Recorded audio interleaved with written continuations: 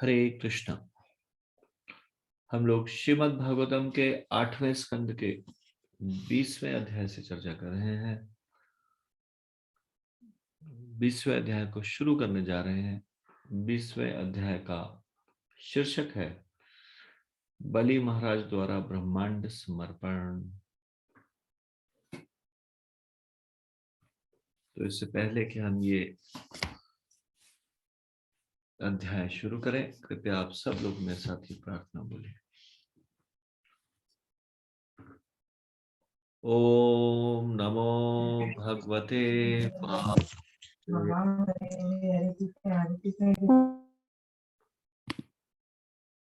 ओम नमो भगवते वासुदेवाय। ओम नमो भगवते वासुदेवाय। नारायणं नमस्कृत्य नरं चैव नरोत्तमं देवीं सरस्वतीं व्यासं ततो जयम् उदीरयेत्।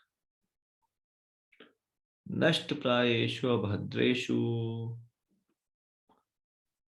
नित्यं भागवत सेवया भगवती उत्तम श्लोके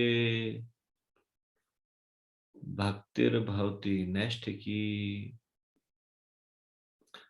कृष्णाय वासुदेवाय देवकी नंदनाय च नंदगोप कुमाराय गोविंदाय नमो नमः। मूकं करोति वाचालं पंगुं लंघयते गिरिं यत्कृपातमहं वन्दे परमानन्दमाधवम्। श्री चैतन्य ईश्वरम् श्री गुरु दीनतारिणम्। धन्यवाद।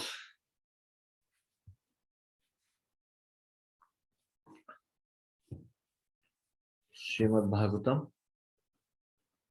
8वां स्कंद 20वां अध्याय बलि महाराज द्वारा ब्रह्मांड समर्पण। तो सबसे पहले इसकी रूपरेखा जान लेते हैं। इस अध्याय में कुल 34 श्लोक है। 34। पहले 13 श्लोकों में बलि महाराज जी शुक्राचार्य अपने गुरु की अवज्ञा करते हैं।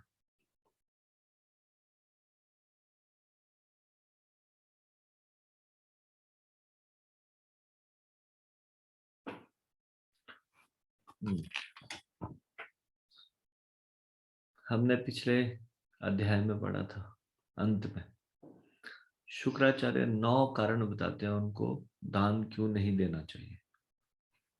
अब इन 13 श्लोकों में बलि महाराज 9 कारण बताते हैं अपने गुरु को क्यों उनको देना चाहिए दान। तो ये पहले 13 श्लोकों में बलि महाराज के कारण है। 9 कारण बताते हैं दान क्यों देना चाहिए। फिर 14 से 20 श्लोक में बलि महाराज वामन देव को दान दे देते हैं। शुक्राचार्य बलि महाराज को शाप देते हैं। बलि महाराज अपने संकल्प से नहीं डिगते। वो वामन देव के चरणों को धोते हैं और फिर चरण पखारने के बाद उनको दान देते हैं। सभी लोग बलि महाराज की प्रशंसा करते हैं। 21 से 34 श्लोक तक ये बताया गया कि अब वामन देव किस प्रकार से 2 पगों में ही पूरे ब्रह्मांड को नाप लेते हैं। वामन देव अपना आकार बढ़ाना शुरू करते हैं और बहुत विशाल हो जाते हैं।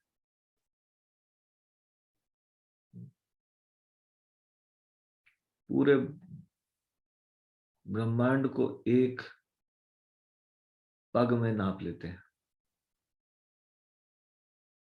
सारी दिशाओं को। और दूसरे पग में जितने भी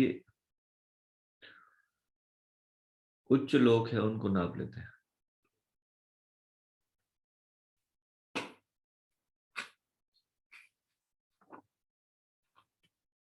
तो 2 पगों में सब कुछ नाप लेते हैं।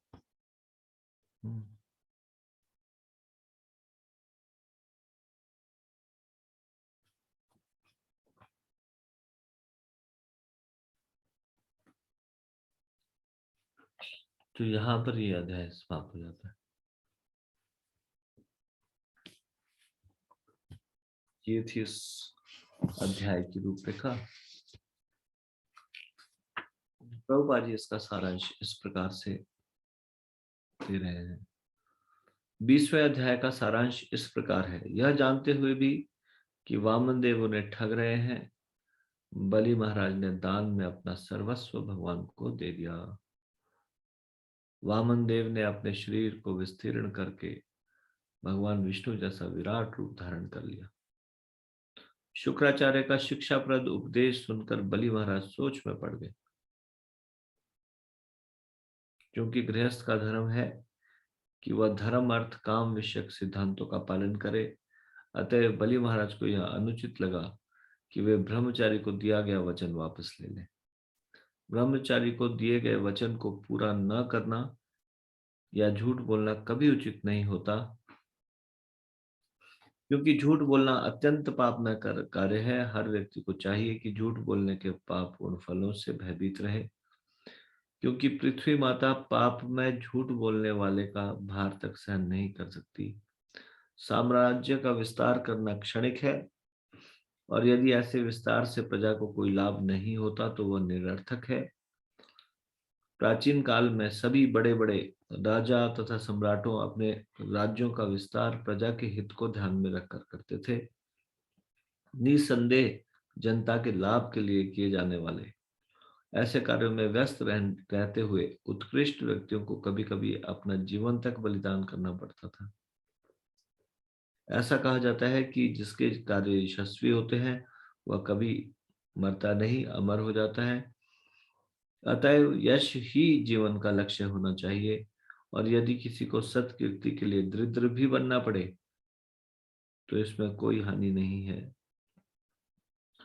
बलि महाराज ने सोचा कि चाहे ये ब्रह्मचारी वामन देव भगवान विष्णु ही क्यों ना हो, और चाहे भगवान उसका दान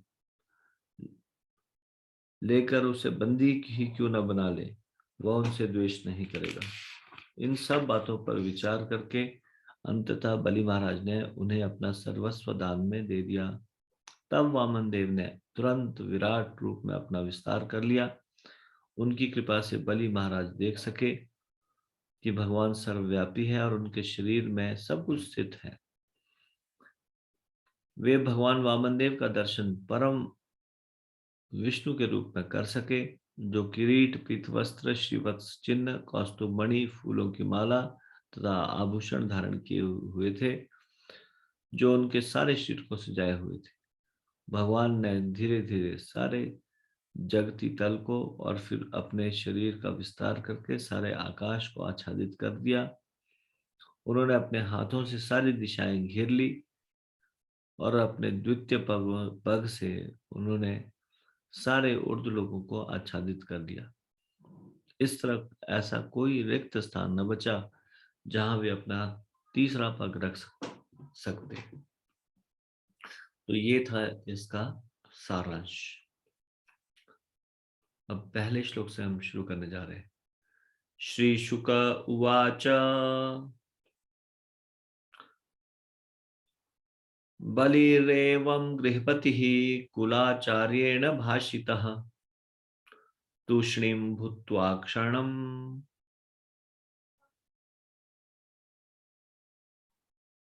राजन उवाच अवहितः गुरुम्। श्री सुखदेव गोस्वामी ने कहा, हे राजा परीक्षित, जब बलि महाराज को उनके गुरु एवं कुल पुरोहित शुक्राचार्य ने इस प्रकार की सलाह दी तो वे कुछ समय तक चुप रहे और फिर पूर्ण विचार विमर्श के बाद अपने गुरु से इस प्रकार बोले।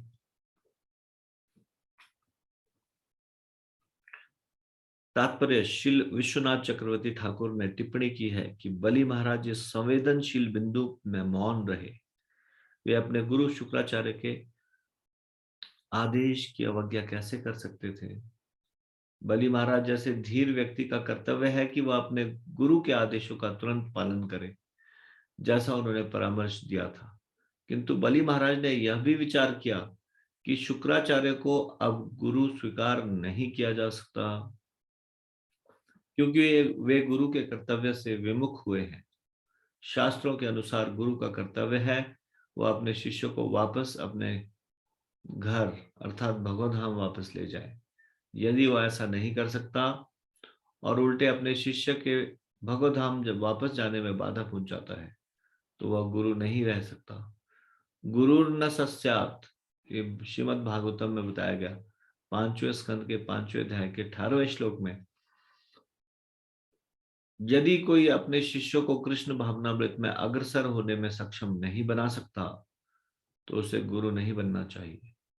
जीवन का लक्ष्य कृष्ण भक्त बनना है, जिससे भवबंधन से छुटकारा प्राप्त किया जा सके। त्यक्त्वाम देहम पुनर्जन्म नैति मामेति सो अर्जुन।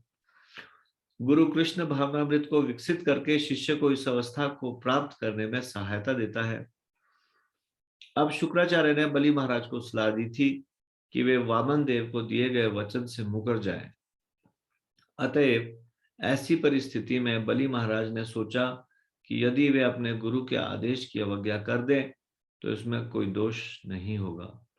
उन्होंने इस विषय पर तर्क वितर्क किया कि क्या वे अपने गुरु के आदेश को अस्वीकार कर दें या स्वतंत्र होकर भगवान को प्रसन्न करने के लिए चाहे जो भी करें। इसमें उन्हें कुछ समय लगा, इसलिए कहा गया है, तुश्रीम भूत्वा क्षणम राजन वाचा वही तो गुरुम। इस बिंदु पर तर्क वितर्क करके उन्होंने निर्णय लिया है कि प्रत्येक दशा में भी भगवान विष्णु को प्रसन्न करना है, भले ही इसमें गुरु उपदेश की अवहेलना क्यों न करनी पड़े। जिसे गुरु माना जाए, किंतु यदि वह विष्णु भक्ति के सिद्धांत के विरुद्ध जाता हो तो उसे गुरु नहीं स्वीकार किया जा सकता। यदि किसी ने भूल से ऐसे गुरु को स्वीकार किया हो तो मनुष्य को उसका त्याग कर देना चाहिए। ऐसे गुरु का वर्णन इस प्रकार हुआ है। महाभारत के उद्योग पर्व के 159वें अध्याय के 25वें श्लोक में बताया गया है, गुरुरप्यवलिप्तस्य कार्यकार्यमजानतः उत्पथ प्रतिपन्नस्य परित्यागो विधीयते। शिलजीव गोस्वामी ने सलाह दी है कि इस प्रकार के व्यर्थ गुरु या कुल गुरु का त्याग कर देना चाहिए और सही प्रामाणिक गुरु को स्वीकार करना चाहिए। षट कर्म निपुणो विप्रो मंत्र तंत्र विशारद अवैष्णवो गुरु स्याद वैष्णव स्वपचो गुरु। कोई विद्वान ब्राह्मण वैदिक ज्ञान के समस्त विषयों में पटु होते हुए भी गुरु होने के योग्य नहीं होता है यदि वह वैष्णव नहीं है। किंतु यदि निम्न कुल में उत्पन्न व्यक्ति वैष्णव है तो वह गुरु बन सकता है। पद्म पुराण में बताया गया। श्री बलिर उवाच सत्यम भगवता प्रोक्तम धर्मोयम गृहमेधिनाम अर्थम कामम यशो वृत्तिम यो न बाधेत करहिचित। बलि महाराज ने कहा, जैसा कि आप कह चुके हैं जो धर्म किसी के आर्थिक विकास, इंद्र तृप्ति, यश तथा जीविका के साधन में बाधक नहीं होता, वही गृहस्थ का असली धर्म है। मैं भी सोचता हूं कि यही धर्म सही है। तात्पर्य: बलि महाराज द्वारा शुक्राचार्य को दिया गया गंभीर उत्तर भावपूर्ण है। शुक्राचार्य ने इस बात पर बल दिया था कि मनुष्य की जीविका का भौतिक साधन, उसका भौतिक यश, इंद्रिय तृप्ति तथा आर्थिक विकास उचित तरीके से बने रहने चाहिए। भौतिक मामलों में रुचि रखने वाले गृहस्थ का पहला कर्तव्य है कि वह इसका ध्यान रखे। यदि कोई धार्मिक सिद्धांत किसी की भौतिक दशा को प्रभावित नहीं करता, तो उसे स्वीकार करना चाहिए। इस समय इस कलयुग में यह विचार अत्यंत प्रधान है। कोई भी व्यक्ति ऐसा धर्म स्वीकार करने को तैयार नहीं है जो भौतिक संपन्नता में बाधक हो। शुक्राचार्य भौतिकतावादी संसारी पुरुष होने के कारण भक्ति के सिद्धांतों को नहीं जानते थे। भक्त भगवान की पूर्ण तुष्टि के लिए, सेवा करने के लिए कृत संकल्प रहता है। ऐसी कोई भी वस्तु जो इस संकल्प में बाधक बने, त्याग देनी चाहिए। यही भक्ति का सिद्धांत है। अनुकूलस्य संकल्पः प्रतिकूलस्य वर्जनम। चैतन्य चरितामृत की मध्य लीला के 22वें अध्याय का 100वां श्लोक। भक्ति करने के लिए मनुष्य को केवल वही स्वीकार करना चाहिए जो अनुकूल हो, और उसका परित्याग कर देना चाहिए जो प्रतिकूल हो। बलि महाराज को वामन देव के चरण कमलों पर अपना सर्वस्व अर्पित करने का सुयोग प्राप्त हुआ था, किंतु शुक्राचार्य इस भक्ति योग में बाधा डालने के लिए भौतिक तर्क प्रस्तुत कर रहे थे। ऐसी परिस्थिति में बलि महाराज ने निर्णय लिया कि ऐसी बाधाओं से बचा जाना चाहिए। दूसरे शब्दों में, उन्होंने तुरंत ही शुक्राचार्य की राय को अस्वीकार करने और अपना कर्तव्य पूरा करने का निर्णय लिया। इस तरह उन्होंने भगवान वामनदेव को अपना सर्वस्व अर्पित कर दिया। स चाहम वित लोभेन प्रत्याचक्षे कथम द्विजम प्रतिश्रुत्य ददामीति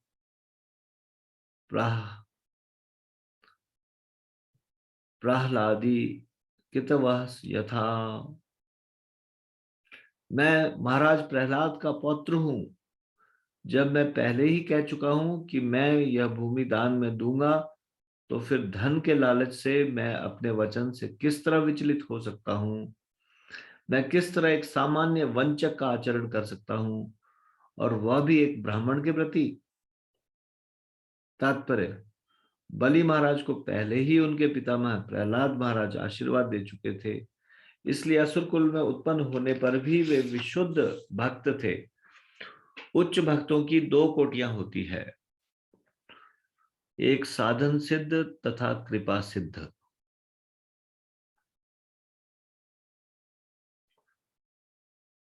यहाँ पे साधन सिद्ध और कृपा सिद्ध है।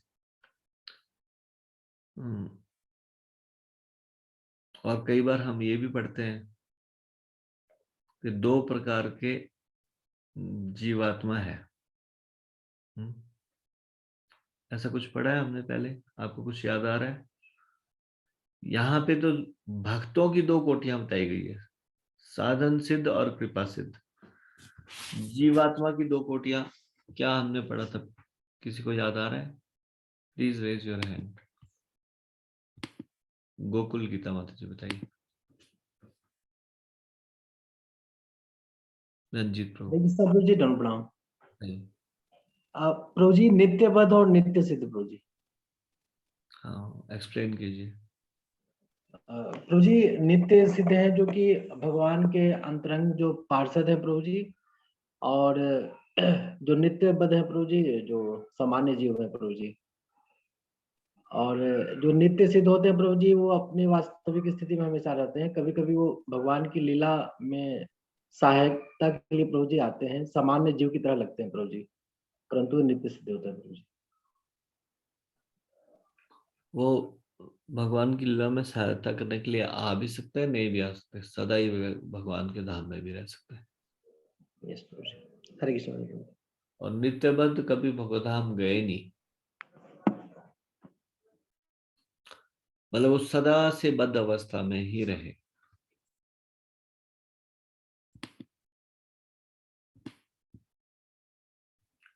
तो नित्यबद्ध और नित्य सिद्ध, हम लोगों की क्या स्थिति है? नित्यबद्ध। अब जो भगवान की भक्ति को प्राप्त करते हैं वो दो कोटियां हुई, एक साधन सिद्ध और एक कृपा सिद्ध। साधन सिद्ध वह है जो गुरु द्वारा निर्देशित शास्त्रोक्त विधि विधानों का नियमित पालन करके भक्त बनता है। यदि कोई ऐसी नियमित भक्ति करता है तो वह कालक्रम में अवश्य ही सिद्धि प्राप्त कर लेगा। किंतु कुछ ऐसे भी भक्त होते हैं जो भक्ति के सभी नियमित विधानों का पालन नहीं किए रहते, किंतु गुरु तथा कृष्ण की विशेष कृपा से तुरंत ही शुद्ध भक्ति में सिद्धि प्राप्त कर लेते हैं। ऐसे भक्तों के उदाहरणार्थ यज्ञ पत्नियां हैं, महाराज बलि है, सुखदेव गोस्वामी है, ये सारे कृपा सिद्ध है। यज्ञ पत्नियां सकाम कर्मी सामान्य ब्राह्मणों की पत्नियां थी। यद्यपि ये ब्राह्मण अत्यंत विद्वान तथा वैदिक ज्ञान में निपुण थे, किंतु उन्हें कृष्ण बलराम की कृपा प्राप्त नहीं हो पाई थी, जबकि उनकी पत्नियों ने स्त्रियां होते हुए भी भक्ति में पूर्ण सिद्धि प्राप्त कर ली थी। इसी प्रकार वैरोचनी बलि महाराज को प्रहलाद महाराज की कृपा प्राप्त थी और प्रहलाद महाराज की कृपा के बल पर उन्हें भगवान विष्णु की कृपा भी प्राप्त हो गई थी, जो उनके समक्ष ब्रह्मचारी भिक्षुक के रूप में प्रकट हुए। देखिए यहाँ पे साधना करके फिर उसके बाद सिद्धि प्राप्त की हो, ऐसा नहीं है। यहाँ पे प्रहलाद महाराज की उनके ऊपर कृपा थी, इसलिए जिसके ऊपर वैष्णवों की कृपा हो, भक्त की कृपा हो, भगवान भी बाध्य हो जाते हैं उनके ऊपर कृपा करने के लिए।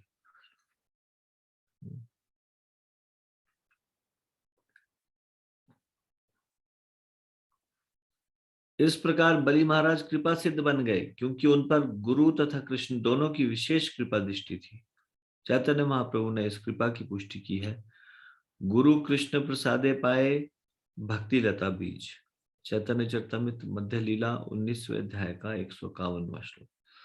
प्रहलाद महाराज की कृपा से बलि महाराज को भक्ति का बीज मिला था। जब यह बीज विकसित हुआ तो उन्हें उस सेवा का परम फल अर्थात ईश्वर प्रेम भगवान वामन देव के तुरंत प्रकट होने पर मिला। प्रेम पुमर्थो महान। बलि महाराज भगवान की नियमित भक्ति करते थे और चूंकि वे शुद्ध हो चुके थे, अतः भगवान उनके समक्ष प्रकट हुए। भगवान के प्रति अनन्य प्रेम के कारण ही उन्होंने तुरंत निर्णय लिया कि मैं इस वामन ब्राह्मण को उसका मुंह मांगा दान दूंगा। यह प्रेम का चिन्ह है। इस प्रकार बलि महाराज को कृपा सिद्ध माना जाता है, जिन्होंने भक्ति में उच्चतम सिद्धि विशेष कृपा से प्राप्त की।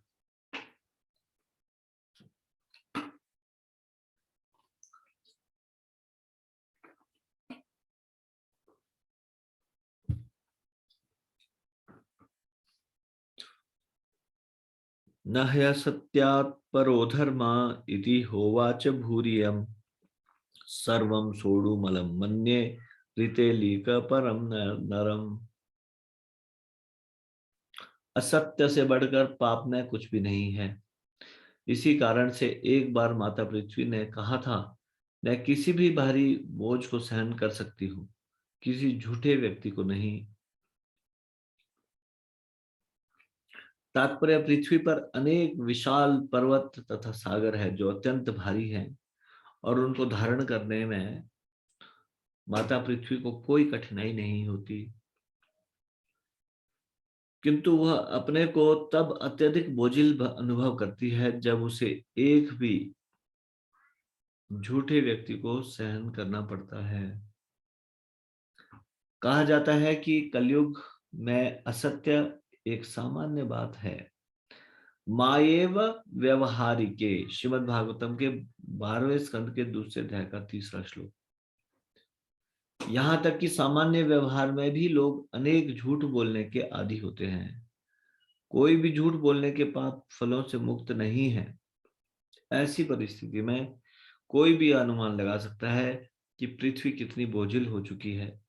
पृथ्वी क्या सारा ब्रह्मांड बोझिल है। ना हम विभेमी निर्यात न अध्यन्यात असुख अर्णवात न स्थान चवनात् मृत्यो यथा विप्रल प्रलंबनात्। मैं नर्क, दरिद्रता, दुख रूपी समुद्र, पदच्युत होने या साक्षात मृत्यु से उतना नहीं डरता जितना कि एक ब्राह्मण को ठगने से डरता हूं। देखिए ब्राह्मण के प्रति उनकी निष्ठा। वो बोल रहे मैं नरक जाने से भी नहीं डरता, दरिद्रता से भी नहीं डरता, दुख के समुद्र में मैं डूब जाऊं तब भी नहीं मैं डरता। राजा का पद छिन जाए फिर भी मैं नहीं डरता, और मृत्यु से भी नहीं डरता। किस चीज से डरता हूं? किसी ब्राह्मण के प्रति दुर्व्यवहार न कर बैठूं, ब्राह्मण को ना ठगूं। ऐसा एक भक्त को वैष्णव अपराध से डरना चाहिए।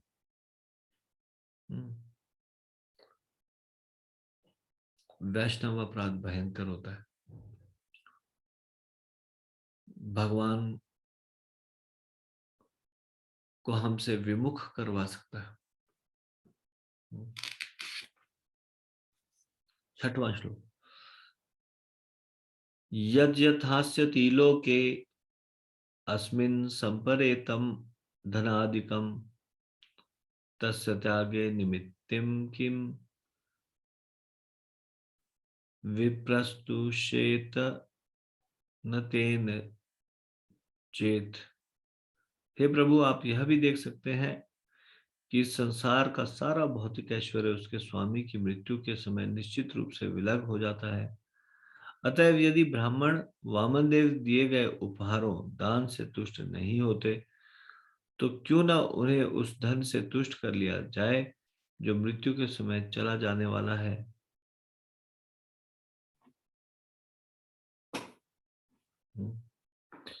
तो वो कह रहे हैं कि ये धन और ये सब कुछ तो छीन ही जाएगा, मृत्यु के समय में छीन ही जाएगा।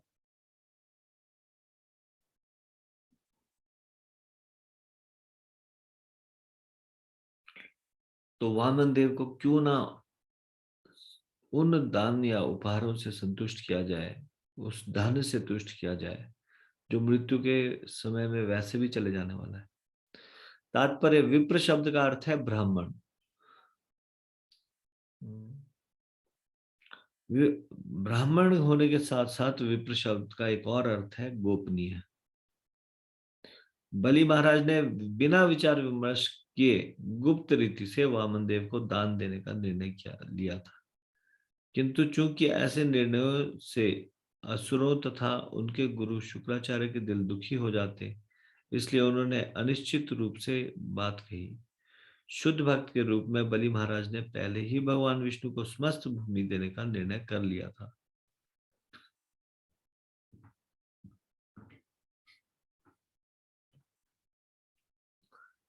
बलि महाराज जान चुके थे, बलि महाराज समझ गए थे कि अगर ये विष्णु भी होंगे तो भी विष्णु की प्रसन्नता मेरे लिए सर्वोपरि है। चाहे पूरा राज्य क्यों ना छिन जाए, चाहे वे मुझे बंदी क्यों ना बना ले,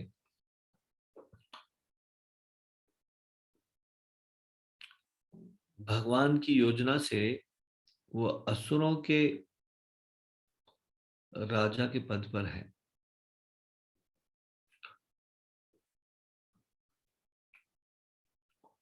लेकिन है विष्णु के भक्त, अभी कार्य कर रहे हैं एक तरह से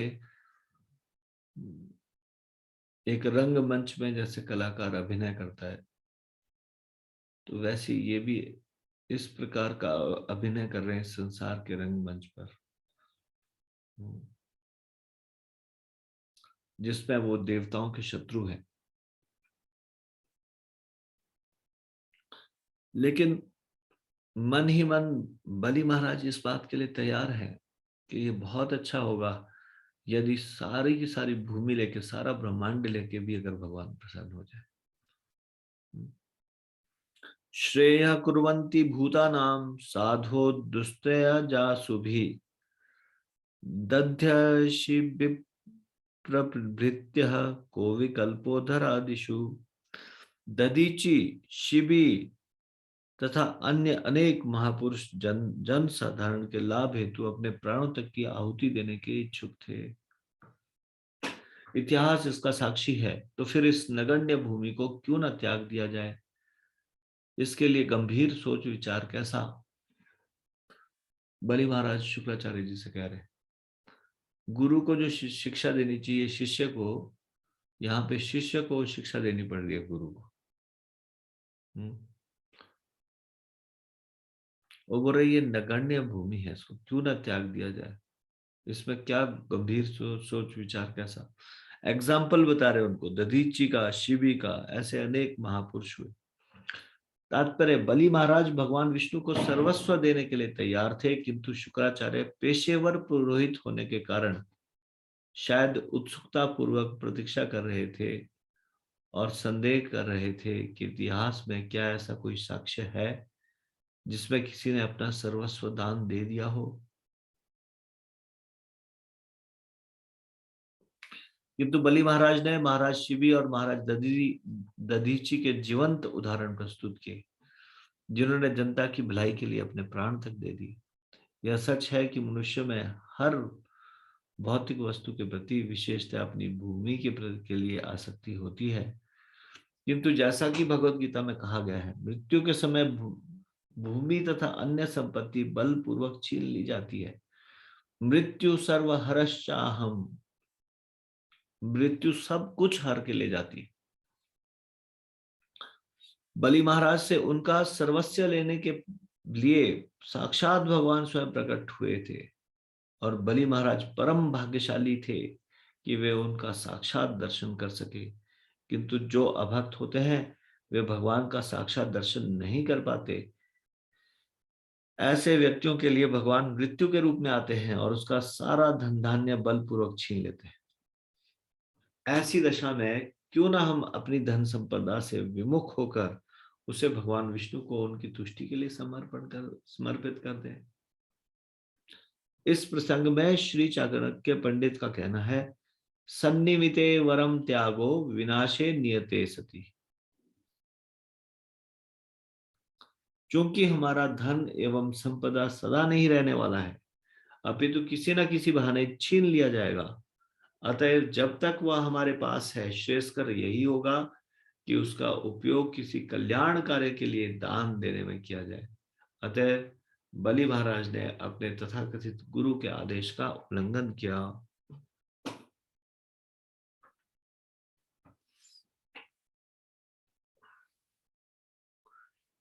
चाहे कोई कितना भी कह ले मैं भगवान को नहीं मानता, मैं भगवान को नहीं मानता, जब काल के रूप में भगवान आते हैं तब उसको मानना पड़ता है। मैं भगवान के साथ जाने के लिए तैयार नहीं। जो ये काल के रूप में मृत्यु आई है, मैं उसको स्वीकार करने के लिए तैयार नहीं। लेकिन मृत्यु सब कुछ हर के ले जाती है। जो व्यक्ति नास्तिक होते हैं ऐसे भगवान के आदेशों को नहीं मानते, भगवान को नहीं मानते, मृत्यु के रूप में मानना पड़ता है उनको।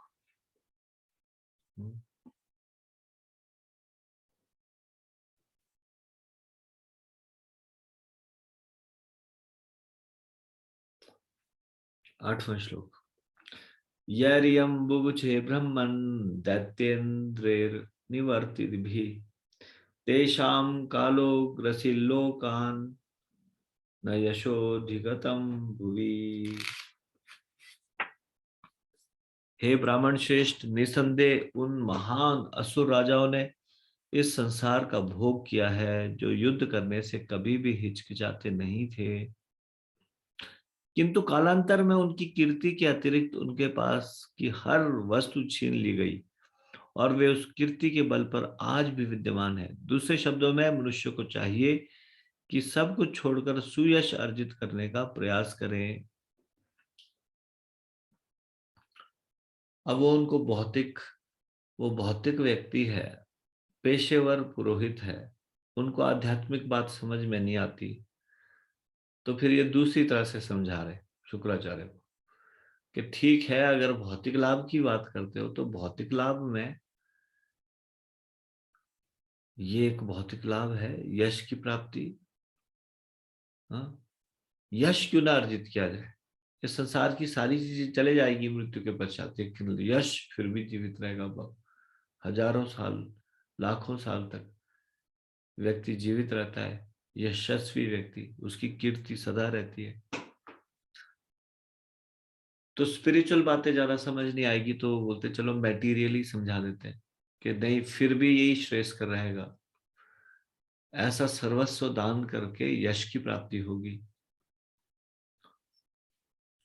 तात्पर्य इस संदर्भ में चाणक्य पंडित भी कहते हैं, आयुषा क्षण एकोपि न लभ्य स्वर्ण कोटि भी। मनुष्य की आयु अत्यंत अल्प है, किंतु यदि कोई इस अल्प आयु में ऐसा कुछ कर लेता है जिससे उसका यश बढ़ता है, तो वह लाखों वर्ष तक जीवित रह सकता है।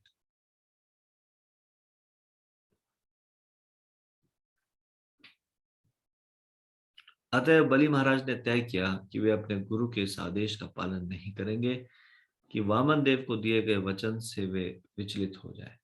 बजाय इसके उन्होंने तय किया कि वे अपने वचन के अनुसार भूमि देंगे, जिससे 12 महाजनों में उनकी भी गणना सदा होती रहे। बलिर व्यासकीर वयम, 12 महाजनों में बलि महाराज की भी चर्चा होती है।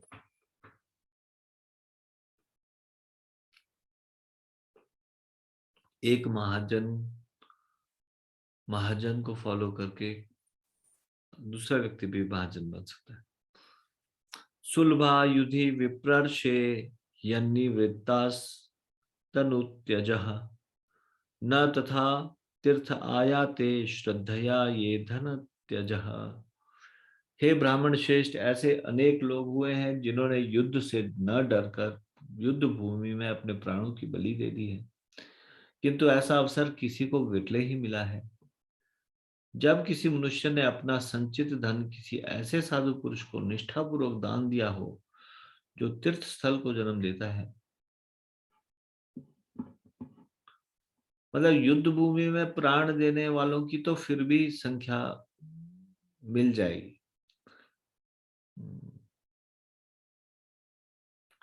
जो युद्ध में भाग ले और अपने प्राणों की बलि दे दे, ऐसे तो लोग मिल जाएंगे।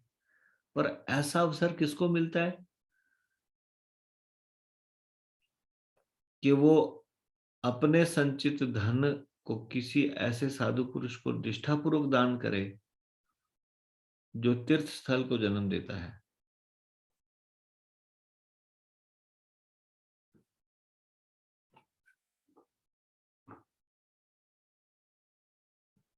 तो जो व्यक्ति, यहाँ पे प्रभुपाद जी बता रहे हैं, अनेक क्षत्रियों ने अपने राष्ट्रों के लिए अपने प्राणों की आहुति दे दी है, किंतु ऐसा व्यक्ति विरले ही मिलेगा जिसने अपना संचित धन तथा अपनी सारी संपत्ति किसी सुपात्र को दान में दी हो।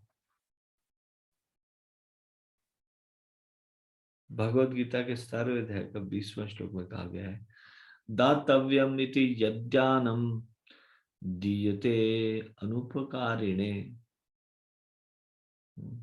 देश काले च पात्रे च तद्ध्यानम सात्विकम स्मृतम। वह दान सात्विक माना जाता है जो कर्तव्य समझकर उचित समय तथा उचित स्थान में सुपात्र को दिया जाता है और उसके बदले में किसी वस्तु की अपेक्षा नहीं की जाती। इस प्रकार उचित स्थान पर दिया गया दान सात्विक कहलाता है। इस सात्विक दान से भी बढ़कर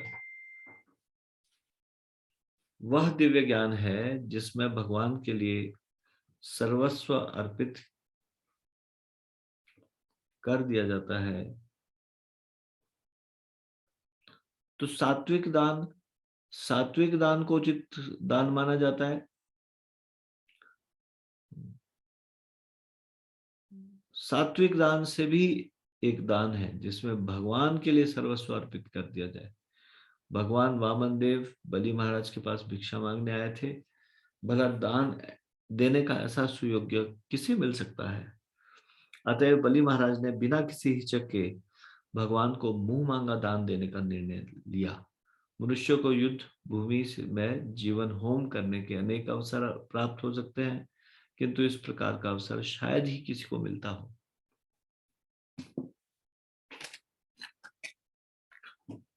तो देखिए, 3 कार्य कभी नहीं छोड़ने चाहिए, ऐसा बताया गया भगवत गीता में। किसी को याद है ये कौन से 3 कार्य बताए गए भगवत गीता में? किसी को कभी भी 3 कार्य नहीं छोड़ने चाहिए। कृपया हाथ खड़ा कीजिए।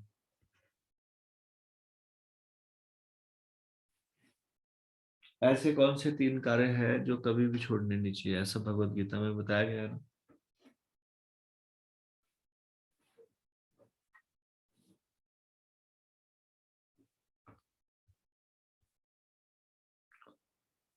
भुवन प्रभु, यस प्रभु जी बताइए। हरे कृष्णा प्रभु, दंडवत प्रणाम प्रभु जी। धन्यवाद जी। प्रभु जी, यज्ञ, ध्यान, तपस्या, ये तीनों को नहीं छोड़ना चाहिए, यहाँ तक कि सन्यासियों को भी और ब्रह्मचारी को भी छोड़नी चाहिए, क्योंकि इनको पवित्र हो। ठीक है, नोट कर लीजिए।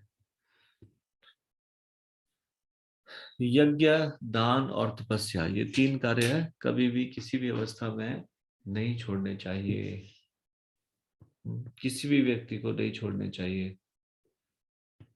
यज्ञ, दान, तपस्या।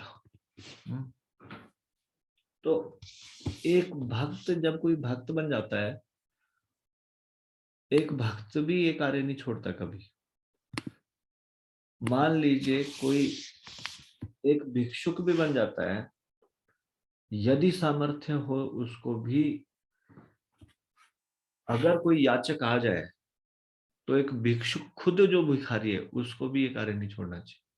दान देने वाला, जिसका गुजारा ही दान पे चल रहा है, जो एक भिक्षुक है जो स्वयं दान मांग के गुजारा कर रहा है, उसके पास भी अगर कोई मांगने वाला आ जाए तो उसको भी नहीं छोड़ना। उसको भी ये 3 कार्य नहीं छोड़ने चाहिए। यज्ञ, दान, तपस्या। दान करना उसको भी नहीं छोड़ना चाहिए। एक भक्त को ये कैसे समझता है? यदि कोई दान मांगने के लिए आता है, तो दान मांगने के लिए आ रहा है यानी कि भगवान की योजना है कि हम कुछ धन का परित्याग करें या कुछ हम अपनी प्रिय वस्तु का परित्याग करें। दान देना, हमेशा ही दान देने की संस्तुति की गई है, और खास करके ऐसे अवसरों पर तो दान देने का बहुत महात्म्य है। जैसे कि शुभ तिथियां, एकादशी, जन्माष्टमी, राधाष्टमी, गौर पूर्णिमा, रामनवमी, ये सब तिथियों के अलावा चतुर्मास्य में, कार्तिक के महीने में, ऐसे में तो ये अवसर बिल्कुल भी गंवाना नहीं चाहिए दान देने का। दान की बड़ी महिमा बताई गई है। पद्म पुराण में एक जगह संवाद आता है शिव जी और पार्वती जी का। उस संवाद में वो बताते हैं कि हमको जो कुछ प्राप्त हो रहा है इस जन्म में, वही प्राप्त हो रहा है जो हमने पिछले जन्म में दान किया है। दान के बारे में पता चलने के बावजूद कि दान कितना महत्वपूर्ण है, सतोगुणी, रजोगुणी और तमोगुणी दान में सतोगुणी श्रेष्ठ है, लेकिन सबसे अधिक श्रेष्ठ है जो भगवान की सेवा के लिए, भगवान के लिए दान दिया जा रहा हो, ये सबसे ज्यादा श्रेष्ठ। तो यदि किसी के पास कोई धन मांगने के लिए कोई व्यक्ति या दान, कुछ एक भिक्षुक आता है भिक्षा मांगने के लिए, तो उसको क्या सोचना चाहिए कि ये अवसर भगवान मुझे दे रहे हैं, मैं पहले से ही कोई इस मामले में ढीला हूँ, दान दून कुछ करता नहीं हूँ। मैं खुद जाके तो ढूंढता नहीं हूँ किसी भिक्षु को कोई दान देने के लिए। अब वो भिक्षुक मेरे पास चल के आया है, तो ये मेरा कर्तव्य है कि उसको खाली हाथ ना लौटाऊं।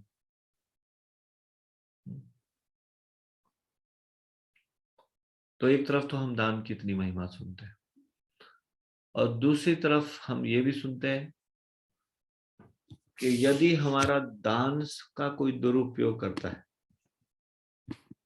तो उसका कुछ ना कुछ कर्म हमको लेना पड़ेगा। ये खबर सुन के जो थोड़े कंजूस व्यक्ति वो खुश हो जाते हैं, वो बोलते हैं हाँ ये बिल्कुल सही है, दान देना ही नहीं चाहिए फिर, क्योंकि पहले ही नहीं देना चाहते और फिर सोचे कि कहीं वो मिसयूज करेगा तो ऐसे में दान देना ठीक नहीं। नहीं, दान के कार्य से बचना नहीं चाहिए। ये सोच के कि कहीं ये दुरुपयोग ना करे। जब हम किसी को दान, किसी याचक को मना करते हैं दान देने के लिए, तो हमारा हृदय शुष्क होना शुरू हो जाता है। We become hard hearted. फिर हम की संवेदनाएं संवेदनहीन होना शुरू हो जाते हैं। किसी के दुख को ना समझना, ये होती है संवेदनहीनता।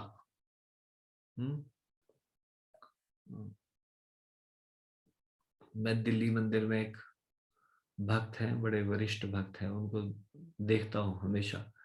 जब भी वो प्रचार के लिए निकलते हैं कहीं पे भी, दिल्ली में कहीं पे भी उनको बुलाया जाता है क्लास के लिए या कहीं पे भी, तो वो सुनिश्चित करते हैं कि वो प्रसाद रखा है या नहीं रखा, और निकलने से पहले पूछते हैं प्रसाद प्रसाद रख लिया ना आपने।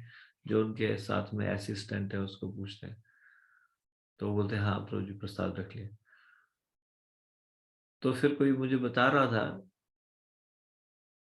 कि जहां पे गाड़ी रुकती है, कहीं जो ट्रैफिक लाइट होती है, वहां पे भिखारी भी लोग जानते हैं, प्रभु जी की गाड़ी को पहचानते हैं, वो तुरंत आ जाते हैं। उनको पता है वो एक बहुत अद्भुत प्रसाद, बहुत स्वादिष्ट प्रसाद वो रखते हैं उनके लिए, तो वो प्रसाद दे के उनको संतुष्ट करते हैं। धन ना दे के, धन से दुरुपयोग कर सकते हैं ना, अन्य चीज दे सकते हैं, जरूरत की चीज। जैसे कि अगर मान लो कोई व्यक्ति है जिसके पास जो भी सबसे अच्छा दान होता है जो कृष्ण भावनामृत में आगे बढ़ाए, ये सबसे अच्छा दान है। भगवान का प्रसाद किसको अच्छा नहीं लगता? भगवान का प्रसाद कौन नहीं ग्रहण करना चाहता? मतलब खाने की चीज किसको अच्छी नहीं लगती? तो वो प्रसाद रूप में इस प्रकार से दान में दी जा सकती है। या फिर अगर उनके आवश्यकता की कोई वस्तु है, मान लो उनको दवाई के लिए अगर वो धन चाहिए, तो पैसे ना देके दवा वगैरह खरीद सकते हैं। और अगर कोई धार्मिक व्यक्ति है तो उनको दान देने में कोई भी कठिनाई नहीं होनी चाहिए। मैंने ये स्वयं से देखा है। वृंदावन में गुरु महाराज भी ये भिक्षुकों को दान देते, जो ये वृंदावन में, क्योंकि वहां सब तिलक लगा के होते हैं, सब लोग भगवान का नाम सड़क के किनारे में ले बैठे ले रहे होते हैं, तो उनका धन का दुरुपयोग करेंगे ये संभावना कम है। तो वो कह रहे हैं कि बड़ी मुश्किल से तो अपॉर्चुनिटी मिली है मुझे। कौन बोल रहे हैं? वो बोल रहे हैं युद्ध करके तो कोई भी व्यक्ति प्राण की बलि दे देता है, लेकिन धन से अगर कोई धन किसी साधु, एक योग्य सुपात्र को धन दिया जाए, ये कहाँ, ये अपॉर्चुनिटी मिलती कहाँ पे आसानी से?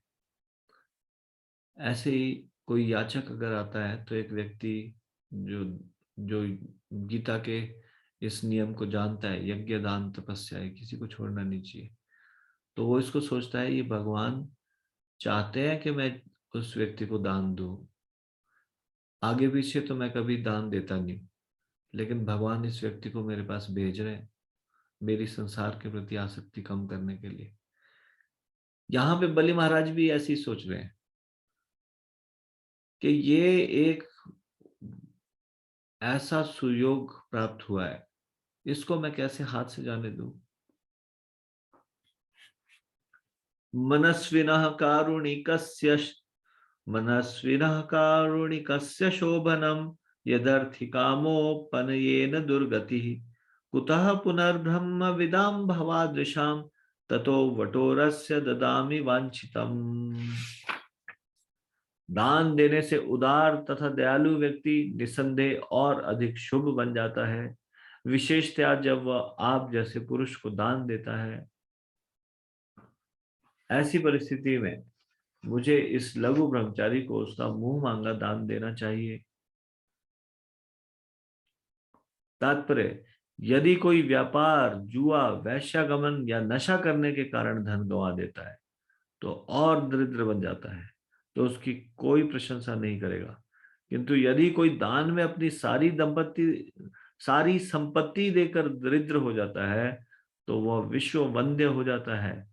इसके अतिरिक्त यदि कोई उदार तथा दयालु व्यक्ति अच्छे कार्य के लिए अपना सर्वस्व दान करके अपनी दरिद्रता पर गर्व दर्शाता है तो उसकी दरिद्रता स्वागत योग्य है और यह महापुरुष का शुभ लक्षण है। बलि महाराज ने तय किया कि वे वामन देव को अपना सर्वस्व दान देकर भले ही दरिद्र बन जाए किंतु उनका यही अभीष्ट होगा।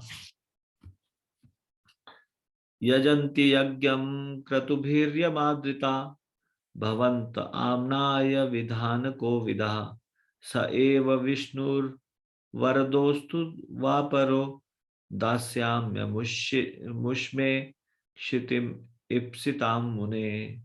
हे महामुनि, आप जैसे संत महापुरुष जो कर्म कांड तथा यज्ञ संपन्न करने के वैदिक सिद्धांतों से पूर्णतः विज्ञ है, सभी परिस्थितियों में भगवान विष्णु की उपासना करते हैं। अतः वही भगवान विष्णु यहाँ चाहे मुझे वरदान देने के लिए आए हो या शत्रु के रूप में मुझे दंड देने आए हो, मेरा कर्तव्य है कि मैं उनके आदेश का पालन करूं और उनके द्वारा मांगी गई भूमि बिना हिचक के उन्हें दूं।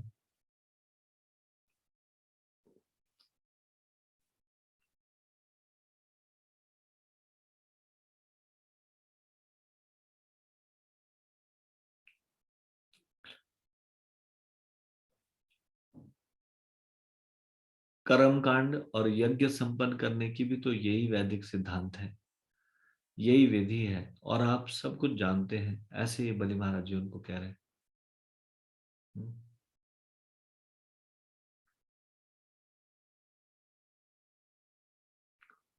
आप ये भी जानते हैं सभी परिस्थितियों में भगवान विष्णु की उपासना करनी चाहिए। अगर भगवान यहाँ पे कुछ वरदान लेने के लिए आए हो या शत्रु के रूप में मुझे दंड देने आए हो तो भी मेरे लिए क्या श्रेयस्कर है। उनके आदेश का पालन करूं और बिना हिचक उनको भूमि दे दूं। शिव जी कहते हैं पद्म पुराण में, यहां तात्पर्य में बताया गया, ये शिव जी स्वयं कह रहे हैं, आराधना नाम सर्वेशाम विष्णु आराधनम परम तस्मात् परतरम देवी तदीयानाम समर्चनम। जो लोग कहते हैं कि शिव की पूजा सबसे श्रेष्ठ है तो उनको शिव जी का ये वक्तव्य सुन लेना चाहिए। शिव जी क्या समझते हैं, वो क्या बोलते हैं। जो सोचते हैं सारी सब भगवान की भक्ति सेम है, चाहे शिव जी की करो चाहे विष्णु की करो, उनको भी इस बात पे ध्यान देना चाहिए। पद्म पुराण में ये शिव जी बोल रहे हैं। यद्यपि वेदों में अनेक देवताओं की पूजा करने की संस्तुतियां हैं, किंतु भगवान विष्णु परम पुरुष है और विष्णु पूजा ही जीवन का चरम लक्ष्य है। वर्णाश्रम धर्म के वैदिक सिद्धांत समाज को संगठित करने के निमित्त थे, जिससे प्रत्येक व्यक्ति भगवान विष्णु की पूजा हेतु तैयार हो सके। वर्णाश्रमं चार्वता पुरुषेण परः पुमान् विष्णुर आराध्यते पंथा नान्य ततोष कारणम। वर्ण तथा आश्रम प्रणाली में संस्तुत कर्तव्यों के सही सही पालन द्वारा भगवान विष्णु की पूजा की जाती है। भगवान को तुष्ट करने का कोई अन्य साधन नहीं है। विष्णु पुराण के 3 स्कंद के 8वें अध्याय का 9वां श्लोक। अंततो गत्वा मनुष्यों को भगवान विष्णु की पूजा करनी चाहिए और इस कार्य के लिए वर्णाश्रम प्रणाली समाज को ब्राह्मण, क्षत्रिय, वैश्य, शूद्र एवं ब्रह्मचारी, गृहस्थ, वानप्रस्थ तथा सन्यासी में संगठित करती है। बलि महाराज को उनके पितामह प्रहलाद महाराज ने भक्ति की समुचित शिक्षा दी थी, अतः वे जानते थे कि क्या करना चाहिए। वे किसी के द्वारा बहकाए नहीं जा रहे सकते थे, यहाँ तक कि अपने तथाकथित गुरु द्वारा भी। यह पूर्ण शरणागति का लक्षण है। भक्ति विनोद ठाकुर कहते हैं, मारबी राखबी जो इच्छा तो हार। मुझे चाहे तो आप मार दीजिए, चाहे सुरक्षा प्रदान कीजिए, आपकी जो इच्छा है वो कीजिए। मारबी राखबी जो इच्छा तो हार, नित्य दास प्रति तुया अधिकार। इस आपके नित्य दास के प्रति आपका पूरा अधिकार है। भगवान विष्णु की शरण में जाकर मनुष्यों को हर परिस्थिति में उनके आदेशों का पालन करने के लिए सन्नद्ध रहना चाहिए, चाहे वे किसी को मारे या शरण दे। भगवान की इच्छा, जैसा चाहे वो वैसा करें। भगवान विष्णु की पूजा हर परिस्थिति में की ही जानी चाहिए। 12वां श्लोक। यद्यपि असो अधर्मेण माम बध्नियात अनागसम तथापि एनम न हिंसिष्ये भीतम ब्रह्मतनुम विपुम।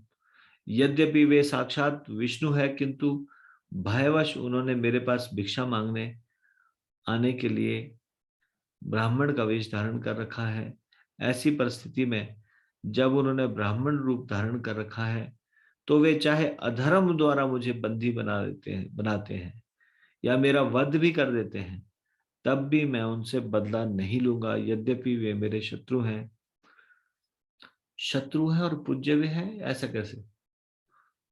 यहाँ पे वो कह रहे हैं कि यद्यपि वो मेरे शत्रु हैं, तो भी मैं उनसे बदला नहीं लूंगा। तो क्या है ये? भगवान क्या है? बलि महाराज के पूज्य भगवान है या शत्रु है?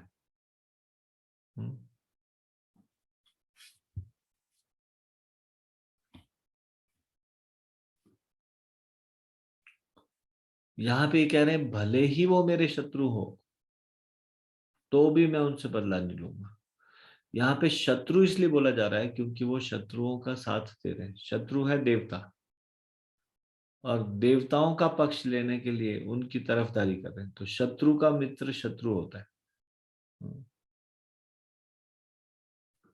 तो इसलिए वो ऐसा कह रहे हैं कि अगर वो शत्रु भी हैं, तब भी मैं उनसे बदला नहीं लूंगा।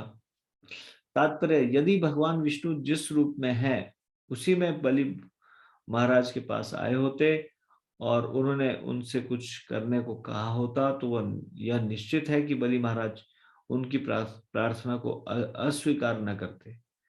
लेकिन अपने तथा अपने भक्त के बीच कुछ परिहास हेतु भगवान ने ब्राह्मण ब्रह्मचारी का रूप धारण किया और वे बलि महाराज से केवल 3 पग भूमि मांगने आए। तो प्रभुपाद जी बता रहे हैं कि अगर डायरेक्टली भी आए होते विष्णु रूप में, तब भी कोई उन्होंने मना थोड़ी नहीं करना था। लेकिन थोड़ा सा फ्लेवर ऐड करने के लिए लीला में ये भगवान ऐसा कर रहे हैं, वो ब्राह्मण के बालक के रूप में, ब्राह्मण बालक के रूप में आ रहे हैं। थोड़ा सा इससे मतलब ये दिखाने के लिए किस तरह से भगवान लीला कर सकते हैं, कुछ भी कर सकते हैं, भिखारी भी बन सकते हैं अपने भक्त के लिए। एष वा उत्तम श्लोको न जिहासति यद्यशः हत्वा मैं नाम हरे द्युद्धे शयिता निहतो मया। यदि यह ब्राह्मण वास्तव में भगवान विष्णु है जिसकी पूजा वैदिक स्तुतियों द्वारा की जाती है, तो वह अपने सर्वव्यापक यश को कभी नहीं छोड़ेगा।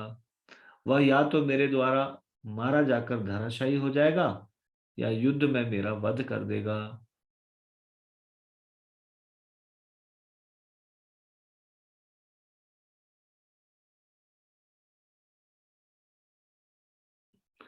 बलि महाराज के इस कथन का कि विष्णु मारा जाकर धराशायी हो जाएगा सीधा अर्थ नहीं लेना चाहिए, क्योंकि विष्णु किसी के द्वारा मारे नहीं जा सकते। वे सबको मार सकते हैं किंतु स्वयं नहीं मारे जा सकते। अतएव चित्त जाने का वास्तविक अर्थ है भगवान विष्णु बलि महाराज के हृदय में निवास करेंगे। भगवान विष्णु भक्ति द्वारा भक्त से हारते हैं, अन्यथा कोई उन्हें हरा नहीं सकता।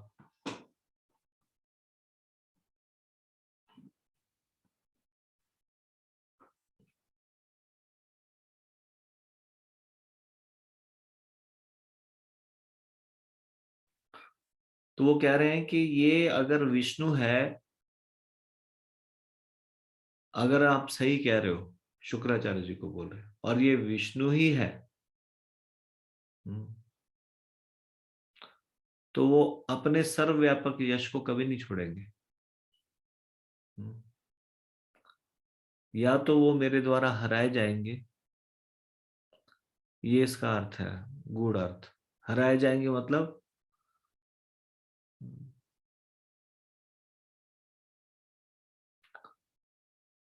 उनको मेरे हृदय में निवास करना पड़ेगा। यानी कि इस प्रकार से भक्ति के द्वारा, मेरी भक्ति के द्वारा हराए जाएंगे, या फिर मैं हार जाऊंगा। यानी कि या तो भक्ति से मैं, तो इसमें से किसी न किसी एक व्यक्ति की हार होनी आवश्यक है, और यदि मैं भक्ति के द्वारा उनको जीत लेता हूं तो उनको ये हार स्वीकार करनी पड़ेगी और मेरे हृदय में बंदी बनना पड़ेगा। ये इसका गहरा मतलब है।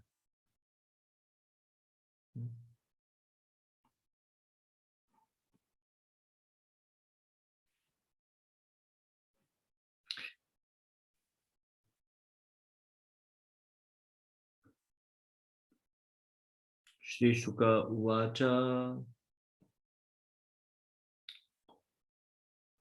एवं शदितं शिष्यम्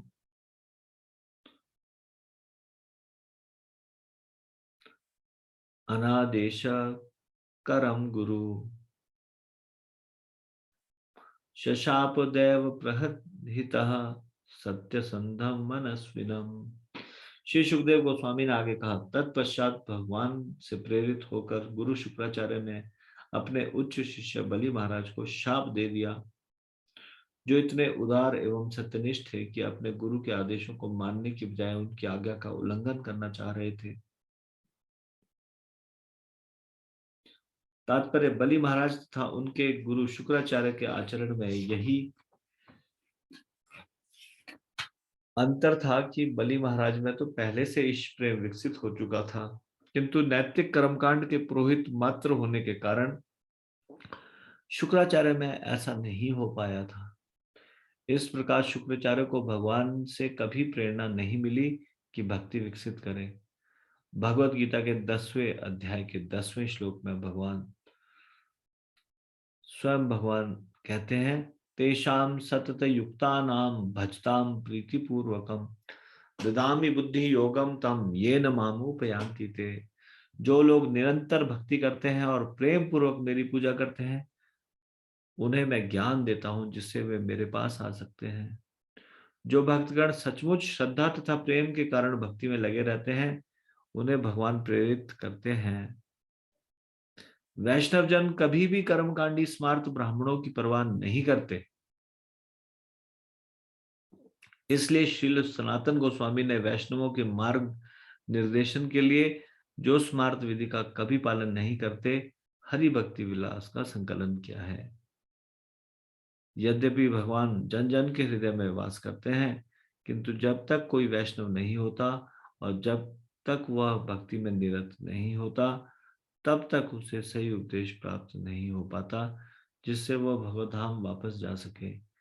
ऐसे उपदेश केवल भक्तों के निमित्त होते हैं। अतएव इस श्लोक में दैव प्रहितः शब्द महत्वपूर्ण है, जिसका अर्थ है भगवान द्वारा प्रेरित होकर।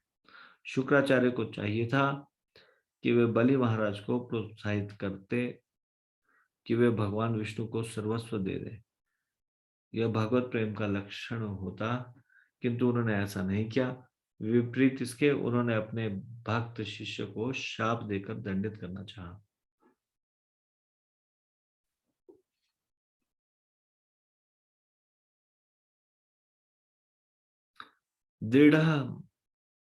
दृढ़ं पंडितं मान्यज्ञः स्तब्धो अस्य स्मतुपेक्षया मत्शासितः मच्छासनादिगो यस्त्वा अचिरात भ्रश्यसे श्रियः। यद्यपि तुम्हें कोई ज्ञान नहीं है, फिर भी तुम तथाकथित विद्वान पुरुष बन गए हो और इतने धृष्ट होकर तुम मेरे आदेश का उल्लंघन करने का दुस्साहस कर रहे हो।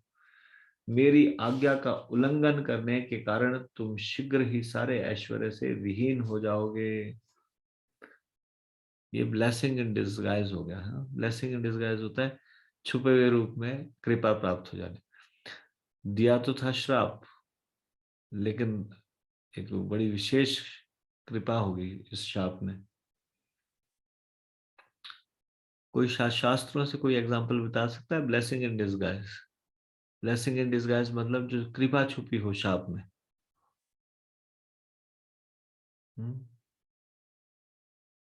सारा शास्त्री भरा हुआ है ब्लेसिंग इन डिस्गाइज से। जितने भी महापुरुषों के द्वारा शाप है वो सारे के सारे ही तो उसका लाभ दिखाई देता है। अंकिता भट्ट माता जी बताइए। प्रणाम जी। प्रभु जी, अपनी बुद्धि की शक्ति का याद आ रहा है। वो बोल रहे प्रभु जी, जब अर्जुन को शाप मिला था, जब वो स्वर्ग में गए थे इंद्र के पास, तो वहाँ पे जो अप्सरा थी उन्होंने उनको शाप दिया था कि वो स्त्री हो जाएंगे, और जब वो उनको अज्ञातवास में काम आया था प्रभु जी। स्त्री नहीं हो जाएंगे, नपुंसक हो जाएंगे। तो हाँ जी, कुछ समय के लिए तो बृहन्नला के रूप में उनका लाभ।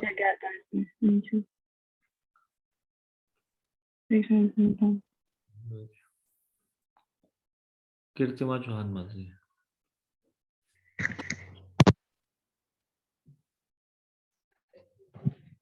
तो जी, जो नल कुबेर और मणिग्रीव को जो श्राप मिला था ना कि मतलब वो वृक्ष जड़ बन जाएंगे भगवान, लेकिन उसमें ये उनका छुपा हुआ वो था श्राप की, तो उनको भगवान के दर्शन हुए, मतलब उस माध्यम से जब वो भगवान दामोदर लीला की थी।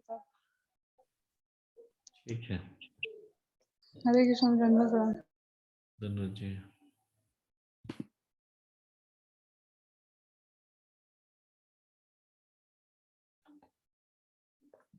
उमेश प्रभु। हरे कृष्ण, दंडवत प्रणाम प्रभु जी।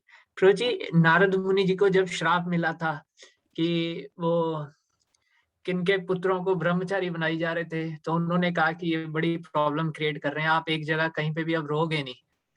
तो ये ब्लेसिंग इन डिस्गाइज हो गया था, जहां भी जा रहे थे बस भक्ति भक्त बना रहे थे। हरे कृष्ण जी, धन्यवाद। वृंदा माता जी। हरे कृष्ण प्रभु जी, धन्यवाद प्रणाम। ये कालियानाग का आ सकता है प्रभु जी इधर, कि उनको श्राप मिला था उस जगह को छोड़ कर जाने का, फिर भगवान ने उनके सिर पे चरण रखे। हरे कृष्ण प्रभु जी। ठीक है, धन्यवाद। तो महापुरुषों का श्राप, और कई बार भगवान ऐसी व्यवस्था करते हैं कि साधु पुरुषों का श्राप ये ब्लेसिंग इन डिसगाइज बन जाता है। ब्लेसिंग इन डिसगाइज मतलब शाप में भी कुछ कल्याण छिपा होता है। भक्तों के जीवन में ऐसे ही होता है। यहाँ पे भी बलि महाराज भक्त है, ये क्रोधित हो गए शुक्राचार्य और कह रहे हैं कि तुम दरिद्र हो जाओगे, सारे ऐश्वर्य से विहीन हो जाओगे। तो ये तो पहले ही तैयार है ऐश्वर्य से विहीन होने के लिए, सब कुछ लुटाने के लिए तैयार है भगवान को। इसमें क्या कोई बहुत बड़ा, ये तो शुक्राचार्य जी को भी दिखाई दे रहा है कि अभी वो सब ऐश्वर्य से विहीन होने ही वाला है। तो थोड़ा सा शुक्राचार्य जी के लिए बड़ी बात है, बिकॉज वो प्रोफेशनल प्रीस्ट है, पैसे के बगैर काम नहीं चलता। तो उनको पैसा कमाना उनका उद्देश्य है। उनको धन जाना मतलब बहुत बड़ी बात है। और जो बलि महाराज है वो भक्त है, उनके लिए भगवान की प्रसन्नता बहुत महत्वपूर्ण है, धन ज्यादा मैटर नहीं करता।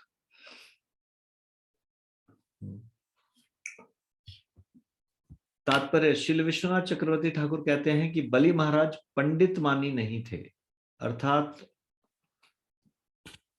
अपने को झूठ मूठ विद्वान नहीं समझते थे, अभी तो वे पंडित मान्यज्ञ थे, अर्थात इतने पंडित थे कि अन्य सारे पंडित उनकी पूजा करते थे। चूंकि वे इतने पंडित थे इसलिए वे अपने तथाकथित गुरु के आदेश का उल्लंघन कर सकते थे। तो यहाँ बलि महाराज जी के लिए पंडित मान यज्ञ कहा गया है। पंडित मान यज्ञ,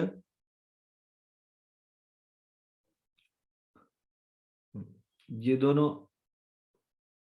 संधि विच्छेद करते हैं तो पंडित मानी शब्द भी आता है, पर पंडित मानी मतलब झूठ मूठ के विद्वान नहीं थे, सच में विद्वान थे बलि महाराज। इसलिए वो ये देख सकते थे कि उनके गुरु उनको भगवान से विरुद्ध जाने की सलाह दे रहे हैं, तो वो उनका उल्लंघन कर सकते थे। उन्हें संसार में किसी प्रकार की भौतिकता का भय नहीं था। जिसकी परवाह भगवान विष्णु करते हो उसे किसी अन्य की परवाह करने की आवश्यकता नहीं होती। इस तरह बलि महाराज कभी भी समस्त ऐश्वर्य से वंचित नहीं हो सके। भगवान द्वारा प्रदत्त ऐश्वर्य की तुलना कर्मकांड से प्राप्त ऐश्वर्य से नहीं की जानी चाहिए। दूसरे शब्दों में, यदि कोई भक्त अत्यंत ऐश्वर्यमय हो जाए तो यह समझना चाहिए कि उसका ऐश्वर्य भगवान का उपहार है। ऐसा ऐश्वर्य कभी नष्ट नहीं होगा, जबकि सकाम कर्म द्वारा अर्जित ऐश्वर्य कभी भी नष्ट हो सकता है। एवं शप्त स्वगुरुणा सत्यांचलितो महान वामनाय ददो एनाम अर्चित्वा उदक पूर्वकम। सुखदेव गोस्वामी ने आगे कहा, अपने गुरु द्वारा इस प्रकार शापित होने पर भी महापुरुष होने के नाते बलि महाराज अपने संकल्प से डिगे नहीं, अतएव प्रथा के अनुसार उन्होंने सर्वप्रथम वामन देव को जल अर्पण किया और तब उन्हें वह भूमि भेंट की जिसके लिए वे वचन दे चुके थे।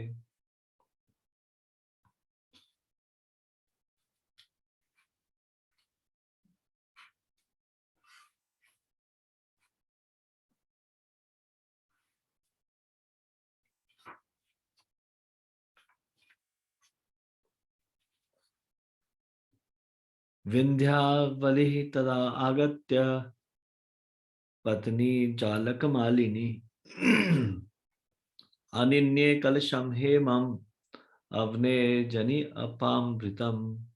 बलि महाराज की पत्नी विद्यावली जो गले में मोतियों का हार पहने थी वहां पर तुरंत आई और भगवान की पूजा करने के निमित्त उनके चरण कमलों को पखारने के लिए अपने साथ पानी से भरा सोने का एक बड़ा जल पात्र लेती आई। यजमानः स्वयं तस्य श्रीमत्पादयुगं मुदा अवनिज्या वहन्मूर्ध्नि तदपो विश्व पावनी। वामन देव की पूजा करने वाले बलि महाराज ने प्रसन्नता पूर्वक भगवान के चरण कमलों को धोया, फिर उस जल को अपने सिर पर चढ़ाया, क्योंकि वह जल संपूर्ण विश्व का उद्धार करता है। तदा सुरेंद्र दिवि देवता गणा गंधर्व विद्याधर सिद्ध चारणा तत्कर्म सर्वेपि गृणन्त आर्जवम् प्रसून्न वर्षेर वृषुर मुदान्वितः। उस समय स्वर्ग लोक के निवासी यथा देवता गंधर्व विद्याधर सिद्ध तथा चारण सभी बलि महाराज के इस सहज द्वैत रहित कृत्य से परम प्रसन्न हुए और उन्होंने उनके गुणों की प्रशंसा की और उन पर लाखों फूल बरसाए। आर्जवम अर्थात सहजता या द्वैत से रहित होना ब्राह्मण तथा वैष्णव का गुण है। वैष्णव को स्वतः ब्राह्मण के सारे गुण प्राप्त हो जाते हैं। यस्यास्ति भक्तिर्भगवत्या किंचना सर्वे गुणस्तत्र समासते सुरहा। श्रीमद् भागवतम के 5वें स्कंद के 18वें अध्याय का 12वां श्लोक। वैष्णव में ब्राह्मण के सारे गुण यथा सत्य, शम, दम, तितिक्षा तथा आर्जव होने चाहिए। वैष्णव के आचरण में दोगलापन नहीं हो सकता। जब बलि महाराज ने अचल श्रद्धा तथा भक्ति के साथ भगवान विष्णु के चरण कमलों की सेवा की तो स्वर्ग लोक के समस्त वासियों ने इस कार्य की परम प्रशंसा की। नेदुर्मुहुर दुंदुभया सहस्त्रशो गंधर्व किं पुरुष किन्नरा जगु मनस्वी नानेन कृतं सुदुष्करम विद्वान दादिद्य द्रिपवे जगत्रयम्। गंधर्वों, किम पुरुषों तथा किन्नरों ने पुनः पुनः हजारों दुंदुभियों एवं तुरहियों बजाई और परम प्रसन्न होकर गाना शुरू किया। बलि महाराज कितने महान पुरुष हैं और उन्होंने कितना कठिन कार्य संपन्न किया है। यद्यपि वे जानते थे कि भगवान विष्णु उनके शत्रुओं के पक्ष में है, तो भी उन्होंने भगवान को दान में संपूर्ण तीनों लोक दे दिए।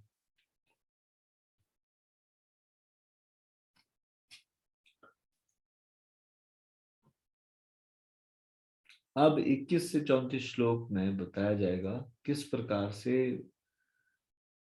वामन भगवान सब कुछ अपने 2 पगों में ही नाप लेते। तद्वामनम रूपम अवर्धताद्भुतम हरेर अंतस्य गुणत्रयात्मकम भूखम दिशो द्यौर्विवरः पयोधया स्थिर्यंग्रिदेवा ऋषियो यदाथत।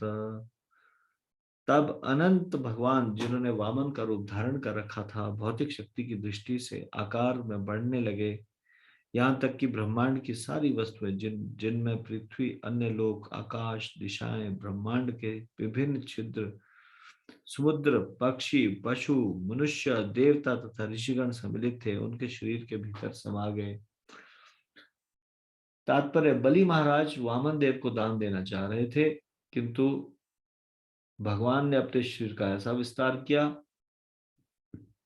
कि बलि यह देख लें कि इस ब्रह्मांड की प्रत्येक वस्तु पहले से ही भगवान के शरीर में है।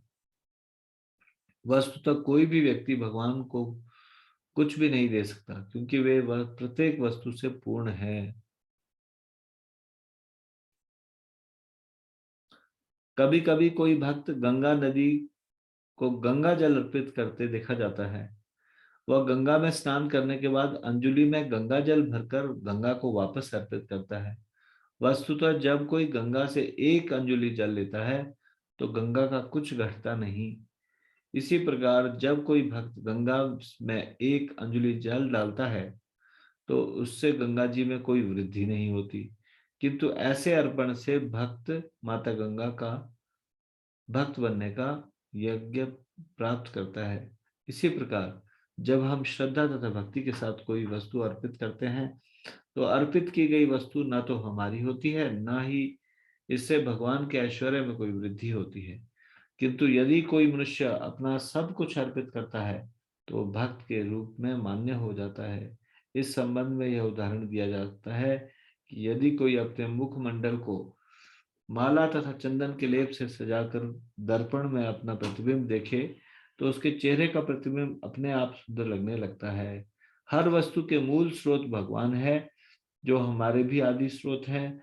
अतएव जब भगवान को सजाया जाता है तो भक्त तथा सारे जीव स्वतः सज जाते हैं। 22वां श्लोक।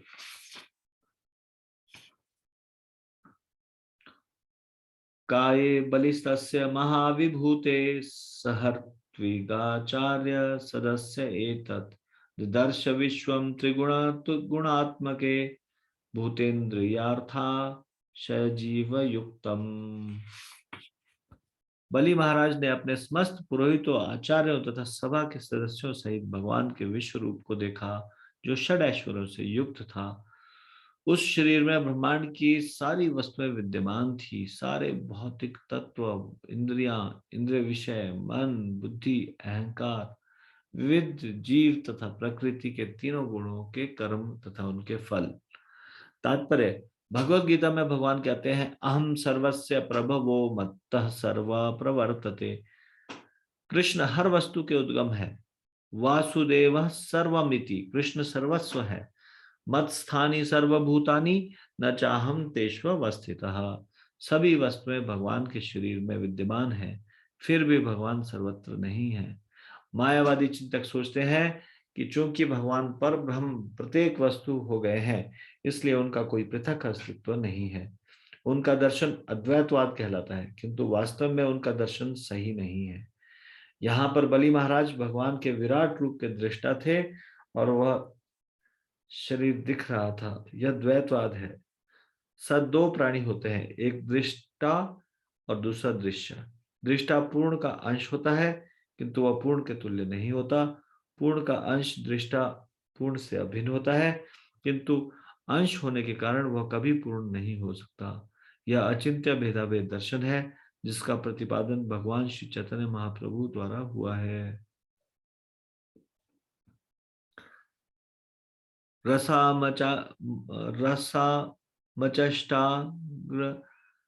घृतलेध पादयो महिध्रान् पुरुषस्य जंघयो पतत्रिणो जानुनि विश्वमूर्ते टूर्वोर्गणम मारुतम इंद्रसेनः। तत्पश्चात राजा इंद्र के आसन पर आसीन बलि महाराज ने अधोलोकों को यथा रसातल को भगवान के विराट रूप के पांव के तलुओं पर देखा। उन्होंने भगवान के पांव पर पृथ्वी को, पिंडलियों पर सारे पर्वतों को, घुटनों पर विविध पक्षियों को तथा जांघों पर वायु के विभिन्न प्रकारों मरुदगण को देखा। तात्पर्य, यहाँ पर भगवान की विराट रूप की पूर्ण रचना के प्रसंग में विश्व की स्थिति का वर्णन है। इस विराट रूप का अध्ययन तलवों से शुरू होता है। तलवों के ऊपर पैर, पैरों के ऊपर पिंडलियां, पिंडलियों के ऊपर घुटने, घुटनों के ऊपर जांघें होती है। इस तरह विराट शरीर के सारे अंगों का एक एक करके वर्णन हुआ है। घुटनों पर पक्षियों का स्थान है और उसके ऊपर मरुदगण है। पक्षी पर्वतों के ऊपर उड़ सकते हैं और पक्षियों के ऊपर वायु के विविध प्रकार होते हैं। संध्याम विभुर्वाससी गुह्य एकशत प्रजापतिं जघने आत्ममुख्यान् नाभ्याम नभा कुक्षिषु सप्त सिंधु नुरुक्रमस्योर्रसी चक्षमाला। बलि महाराज ने अद्भुत कार्य करने वाले भगवान के वस्त्रों के नीचे संध्या की जगमग देखी। उनके गुप्तांगों में प्रजापतियों को देखा और उनके कटी प्रदेश के गोल भाग में उन्होंने अपने को तथा अपने विश्वस्त पार्षदों को देखा। उन्होंने भगवान की नाभि में आकाश, कमर में सातों समुद्र और उनके वक्षस्थल में तारों के सारे समूह देखे।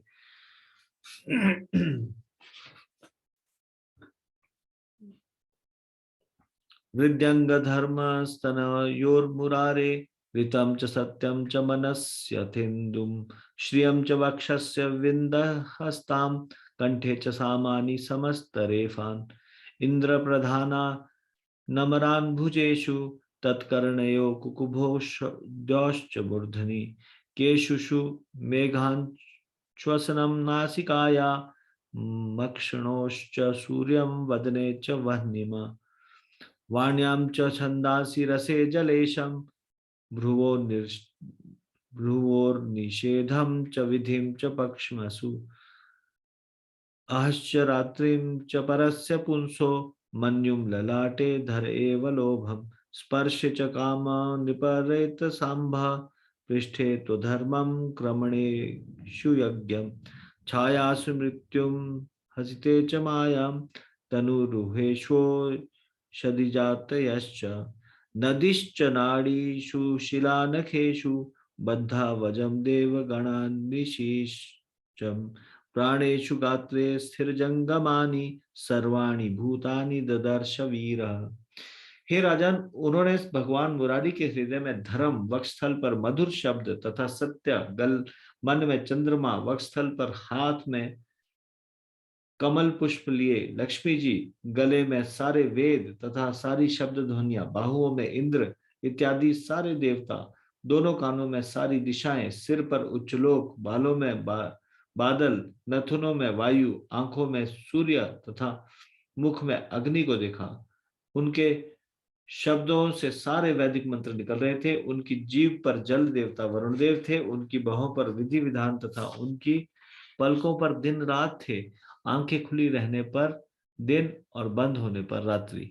उनके मस्तक पर क्रोध, उनके होंठों पर लालच था। हे राजन, उनके स्पर्श में कामेच्छाएं थी, उनके वीर्य में सारे जल, उनकी पीठ पर अधर्म, उनके अद्भुत कार्यों या पगों में यज्ञ की अग्नि थी, उनकी छाया में मृत्यु, उनकी मुस्कान में माया थी, उनके शरीर के सारे बालों पर औषधियां तथा लताएं थी, उनकी नाड़ियों में सारी नदियां, उनके नाखूनों में सारे पत्थर, उनकी बुद्धि में ब्रह्मा जी, देवता तथा महान ऋषिगण और उनके सारे शरीर तथा इंद्रियों में सारे जड़ तथा चेतन जीव थे। इस प्रकार बलि महाराज ने भगवान के विराट शरीर के प्रत्येक वस्तु को देखा। सर्वात्मनिदं भूनं निरक्ष सर्वे सुराः कशमल मापुरंग सुदर्शन चक्रम सह्येत तेजो धनुष शार्ंगम स्तनयिनुघोषम। हे राजन, जब महाराज बलि के समस्त असुर अनुयायियों ने भगवान के विराट रूप को देखा, जिन्होंने अपने भीतर सब कुछ समा लिया हो था, और जब उन्होंने भगवान के हाथ में सुदर्शन नामक चक्र को देखा जो असह्य ताप उत्पन्न करता है, और तब उन्होंने उनके धनुष की कोलाहल पूर्ण टंकार सुनी, जो इन सब के कारण उनके हृदयों में विषाद उत्पन्न हो गया। पर्जन्य घोषो जलजा पांचजन्य कौमोदकी विष्णु गदा तरस्विनी विद्याधरो सी शतचंद्र युक्तम स्तूणोत्तमावक्षय सायकोच।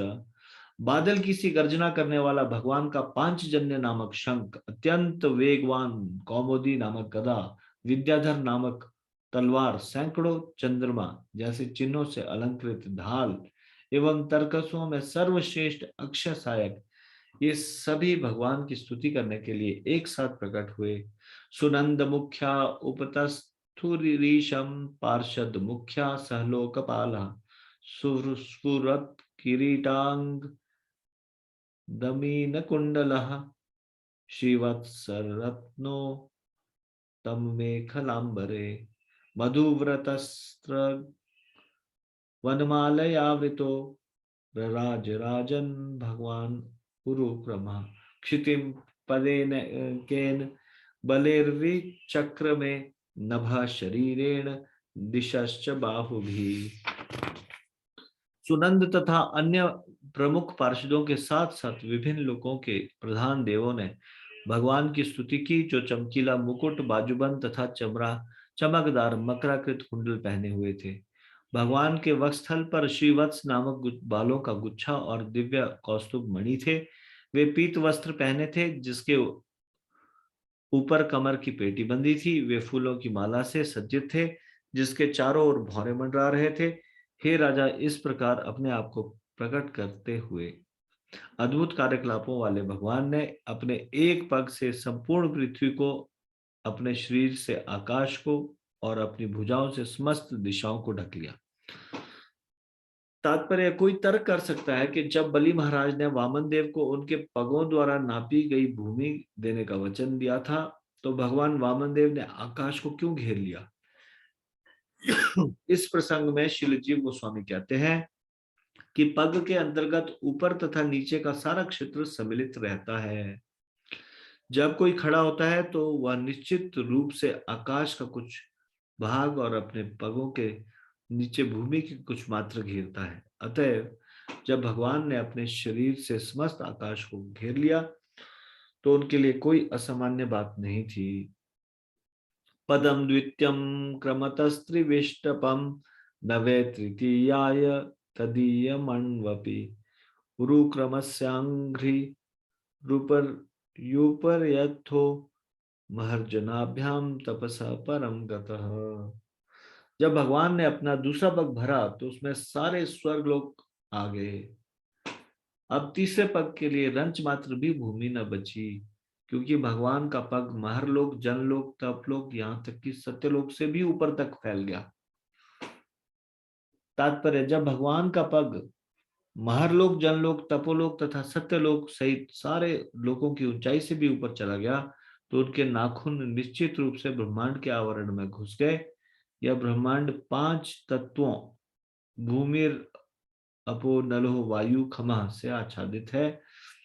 जैसा कि शास्त्रों में कहा गया है कि ये तत्व स्तरों के रूप में है और प्रत्येक स्तर पिछली सतह से 10 गुना मोटी होती है। फिर भी भगवान के नाखून इन सभी सतहों को भेद गए और ब्रह्मलोक में उन नाखूनों ने एक छेद बना दिया। इस छेद से गंगा का पानी छनकर इस जगत में आया। इसलिए कहा जाता है, पद नख नीर जनित जन पावन। दशावतार सूत्र के 5वें श्लोक में कहा गया है, पद नख नीर जनित जन पावन।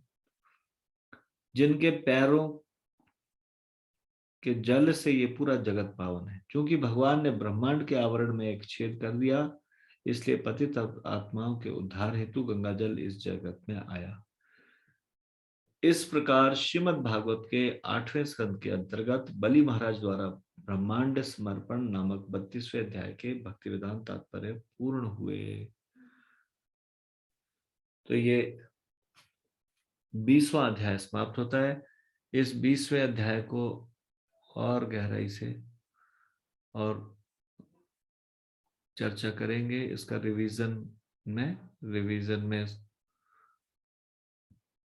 मुख्य चीजों को की चर्चा करेंगे गहराई से। इससे अगला अध्याय 21वां अध्याय है।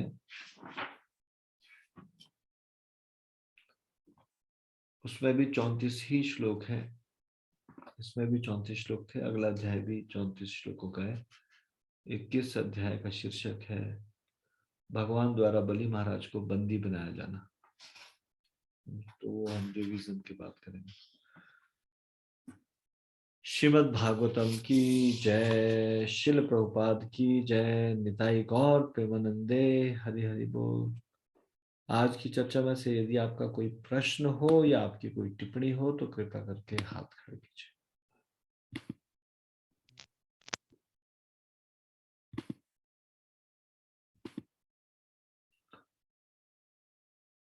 अनिल कुमार प्रभु, यस प्रभु जी बोले।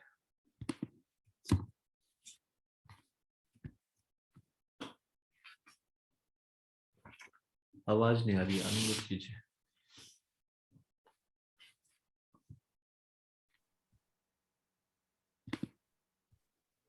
ये थोड़ा बोल रहा हूँ।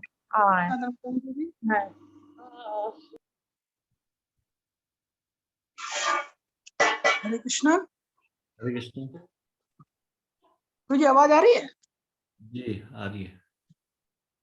मुझे thank you for Bhagavatam classes के लिए इतने अच्छे से समझाया। लेकिन मुझे इसमें ये 8वें जो श्लोक है, 8वें श्लोक में प्रभु जी जो तात्पर्य दिया है उसमें दिया है कि 12 महाजनों में भी बलि महाराज की गणना होती है। तो प्रभु जी 12 महाजनों में से एक बलि महाराज भी है? जी ठीक है, ठीक ठीक है। हरे कृष्ण। पुष्पलता माता जी बोलिए। हरे कृष्णा प्रभु जी, दंडवत प्रणाम।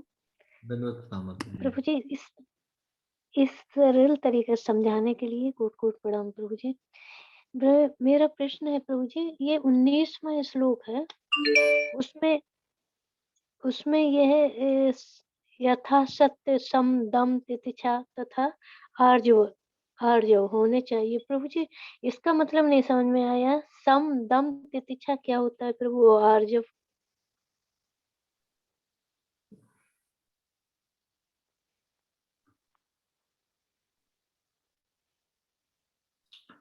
वैष्णवों में ब्राह्मण के सारे गुण,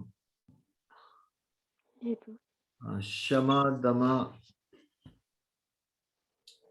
सत्य तितिक्षा आर्जव होने चाहिए। जी प्रभु जी। तो प्रभुपाद जी ने एक सरल भाषा में इसमें बताया है।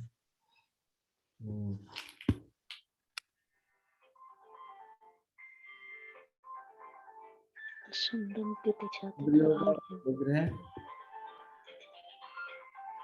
मन का इत्यादि। आपकी आवाज आ रही है।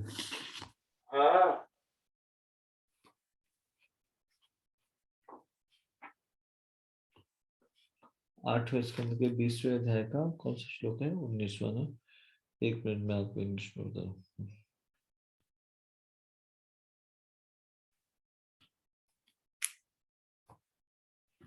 ये कौन सा श्लोक है अचिंत्य गौर प्रभु, जिसमें ये तितिक्षा आर्जवम आता है ना? एक ये वो है तितिक्षा कारुणिका सर्वभूता नाम। ये प्रभु जी तीसरे स्कंद में है प्रभु जी, 25वें अध्याय का। प्रभु आपको मालूम है वाला श्लोक? ये है प्रभु जी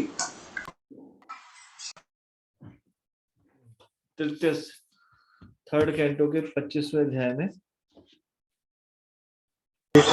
श्लोक संख्या बता रहे हैं। सनातन गौर प्रभु को याद होगी। 20 से 25 के बीच में होगा प्रभु जी, 20 या 20 से 25 के बीच में होगा।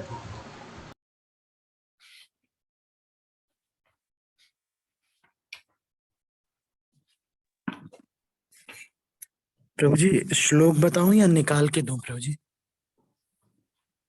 हरे कृष्ण प्रभु, धन्यवाद प्रणाम।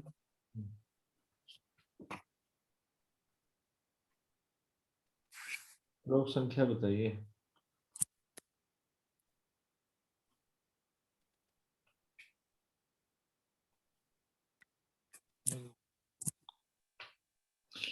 इक्कीसवां श्लोक है।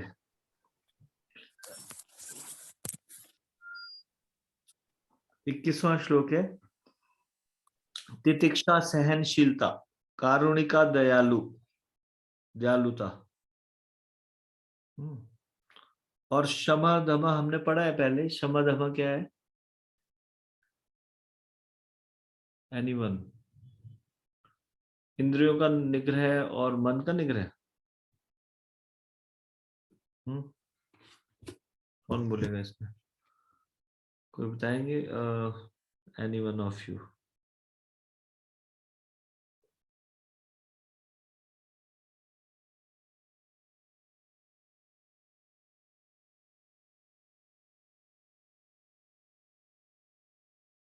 भगवत गीता में भी है ना ये वाला श्लोक, क्षमा दमा। हरे कृष्ण बोले प्रणाम। धन्यवाद जी। मुझे 18वें अध्याय का 42वां श्लोक है भगवत गीता में।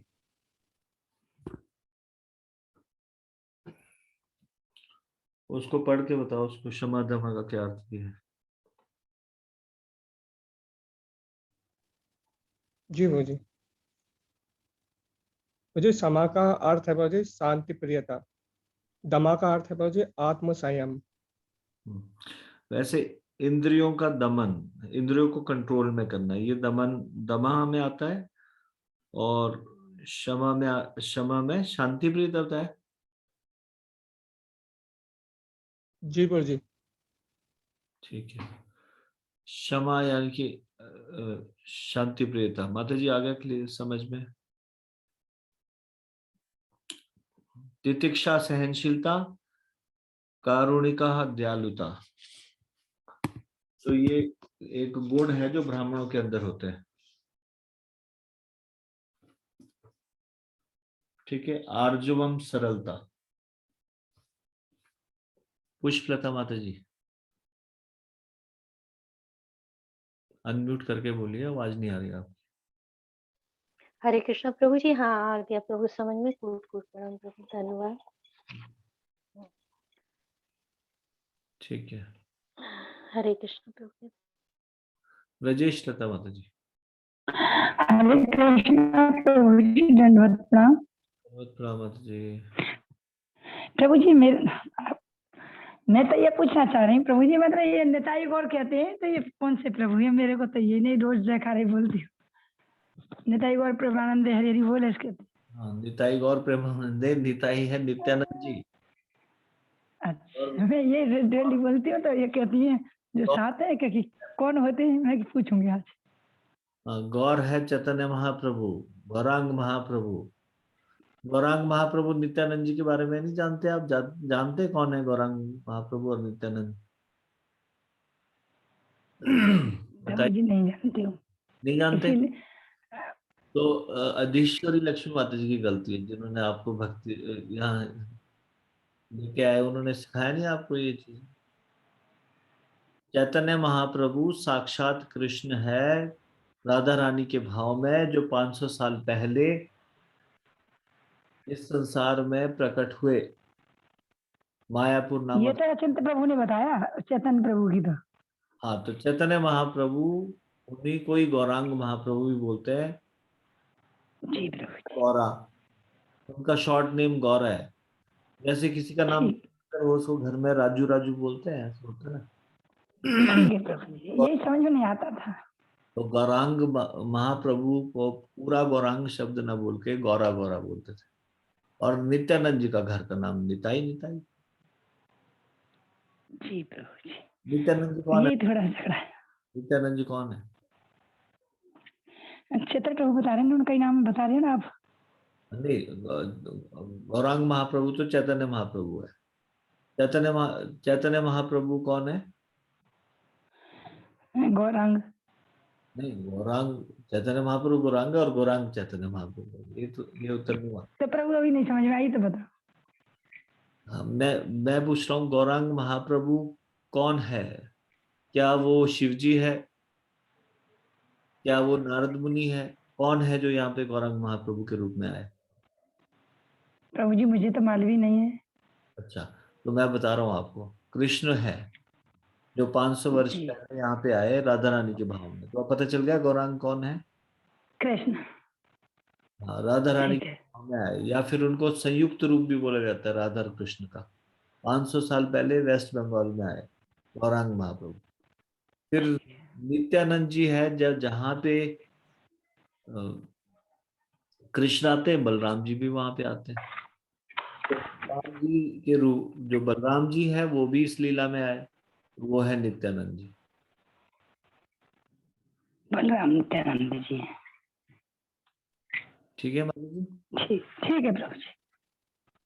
ठीक प्रभु जी, हरे कृष्णा प्रभु दंडवत प्रणाम। ये थोड़ा थोड़ा ये कहती थी, मैं डेली बोलते हैं ना, मैं कीर्तन करके नेताई और प्रेमानंद हरि हरि बोल, तो ये कहते हैं कौन होते हैं हमको ये तो बता, मैं पूछेंगे प्रभु जी से, तो भगवान के नाम। हरे कृष्णा प्रभु जी। अचिंत्य बात तो हुई। हरे कृष्णा प्रभु जी। हरे कृष्णा प्रभु जी। हरे कृष्णा प्रभु जी। मेरा प्रश्न ये था, जैसे प्रभु जी जो शुक्राचार्य हैं उनका आध्यात्मिक तो कुछ नहीं लाभ करा पा रहे प्रभु जी वो, लेकिन जब प्रभु जी भौतिक संसार की बात आती है तो एक बार जब प्रसंग आता है कि जब वो बृहस्पति जी का अपमान करते हैं इंद्र, तो और जो असुर हैं वो शुक्राचार्य जी की पूजा करते हैं, उनका सम्मान देते हैं, तो उनका यश बढ़ जाता है और वो जीत भी जाते हैं। तो प्रभु जी ऐसा भी मतलब आध्यात्मिक तो कुछ लाभ नहीं करा पा रहे, लेकिन भौतिक संसार में प्रगति करा रहे हैं। ऐसे आध्यात्मिक लाभ इस प्रकार से दे रहे हैं कि चाहे कैसे भी हो, यज्ञ इत्यादि में जो भाग लेते हैं, तो यज्ञ में भाग लेने का मतलब शास्त्रों के नियमों का पालन करना। शास्त्रों के नियम का तो पालन कर रहे हैं और उसमें भगवान विष्णु को भी प्रधानता दे रहे। अब उसमें जब यज्ञ इत्यादि के हिसाब से जब वो मंत्रोच्चारण करते वेदों में, तो उसमें क्या विष्णु की स्तुति नहीं होती? विष्णु की स्तुति भी करते हैं। बस असुरों का प्रॉब्लम यही है कि जानते बूझते हुए कि वो भगवान है, फिर भी उनसे द्वेष बनाए रखते हैं। ये आसुरी वृत्ति होती है। आसुरी वृत्ति अपनाए हुए हैं शुक्राचार्य भी, कि विष्णु के विरोधी है ये। विष्णु का के आज्ञाकारी है देवता, विष्णु के विरोधी है असुर, लेकिन फिर भी असुरों के पुरोहित बनना स्वीकार कर रहे हैं और उनको किस प्रकार से देवताओं के विरुद्ध उनको जिताया जाए ये कार्य कर रहे हैं। तो वो शास्त्रों, वेदों इत्यादि का अध्ययन करने के बावजूद भी, उसमें उन श्लोकों को अच्छी तरह से जानने के बाद भी फिर भी जो उसका सार है वो नहीं समझ पाए। एक गुरु वो होता है, वास्तविक गुरु, प्रामाणिक गुरु वो होता है जो भले ही संस्कृत के श्लोकों को जाने या ना जाने, चाहे वो चंडाल के कुल में क्यों ना पैदा हुआ हो, लेकिन वो शास्त्रों का सार समझ जाए, वेदों का निचोड़ क्या है, भगवान की भक्ति, ये चीज समझ में आ जाए। तो ये चीज समझ में नहीं आई हुई, तो कुछ ना कुछ तो लाभ करवा ही रहे हैं असुरों का। लाभ इस तरह से कर रहे हैं कि काम कार्यों के लिए किसी ना किसी प्रकार से भगवान की स्तुति तो हो ही रही है यज्ञ इत्यादि कार्यों में। जी प्रभु जी, जी थैंक यू प्रभु जी। हरे कृष्ण। धन्यवाद।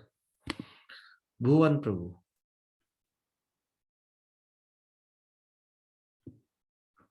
हरे कृष्णा प्रभु जी, दंडवत प्रणाम प्रभु जी। दंडवत प्रणाम प्रभु जी।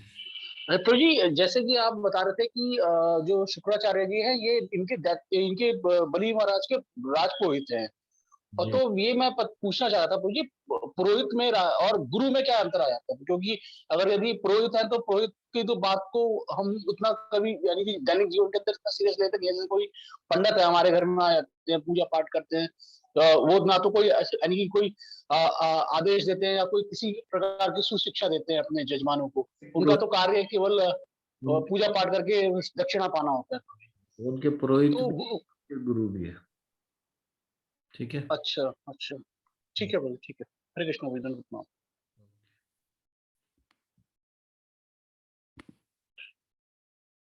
ठीक है, इसको हम यहीं पे विराम देते हैं।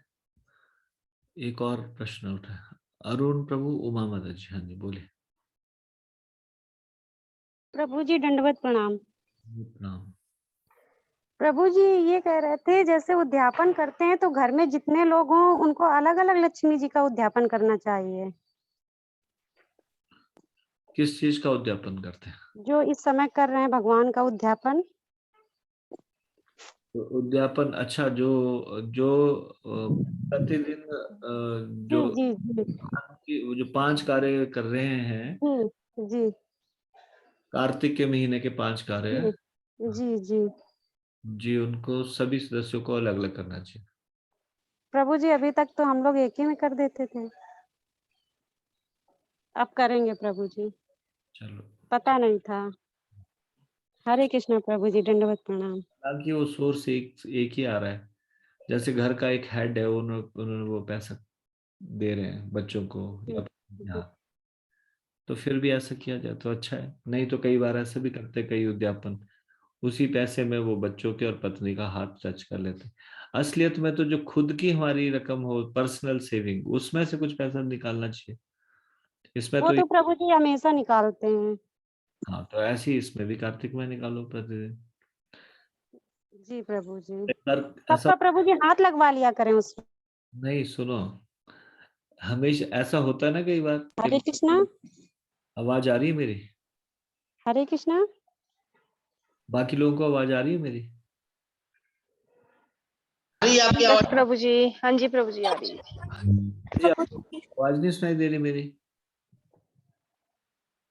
प्रभु जी आ रही है आवाज आपकी। उमा माता जी, आपको आवाज सुनाई दे रही मेरी? जी जी आ रही है प्रभु जी। हाँ, तो बीच में मैं बोल रहा था, आपको सुनाई दे रहा था, आपका सिग्नल का प्रॉब्लम है। नहीं प्रभु जी, नहीं सुनाई दे रहा था। मैं ये कह रहा हूँ, कई बार ऐसा होता है ना कि पति भले ही कमाने वाला एक सदस्य है घर में, लेकिन हाँ पत्नी जी कुछ पैसा रखती है अपने लिए अलग से संभाल के थोड़ा, है ऐसा होता है उसमें से। प्रभु जी, वो तो हम ही को सब दे देते हैं मेरे ही अकाउंट में आता है। अरे आपके अकाउंट में आता तो बढ़िया है, फिर अपना उद्यापन उद्यापन आप अलग से कीजिए, प्रभु उनको अलग से करने दीजिए, जी प्रभु जी। ठीक है। हरे कृष्णा प्रभु जी, दंडवत प्रणाम। फाइनेंस मिनिस्ट्री भी आपके पास है, होम मिनिस्ट्री है ही है, ठीक है। चलो इसको यहीं पे ही समाप्त करते हैं। श्रीमद् भागवतम की जय, शिल प्रभुपाद की जय, निताई गौर प्रेमानंदे, हरि हरि बोल। आप सब लोगों का बहुत बहुत धन्यवाद। हरे कृष्णा प्रभु जी, दंडवत प्रणाम। हरे कृष्णा प्रभु जी, प्रभु जी, धन्यवाद प्रणाम। प्रभु जी, धन्यवाद प्रणाम प्रभु जी। हरे कृष्ण।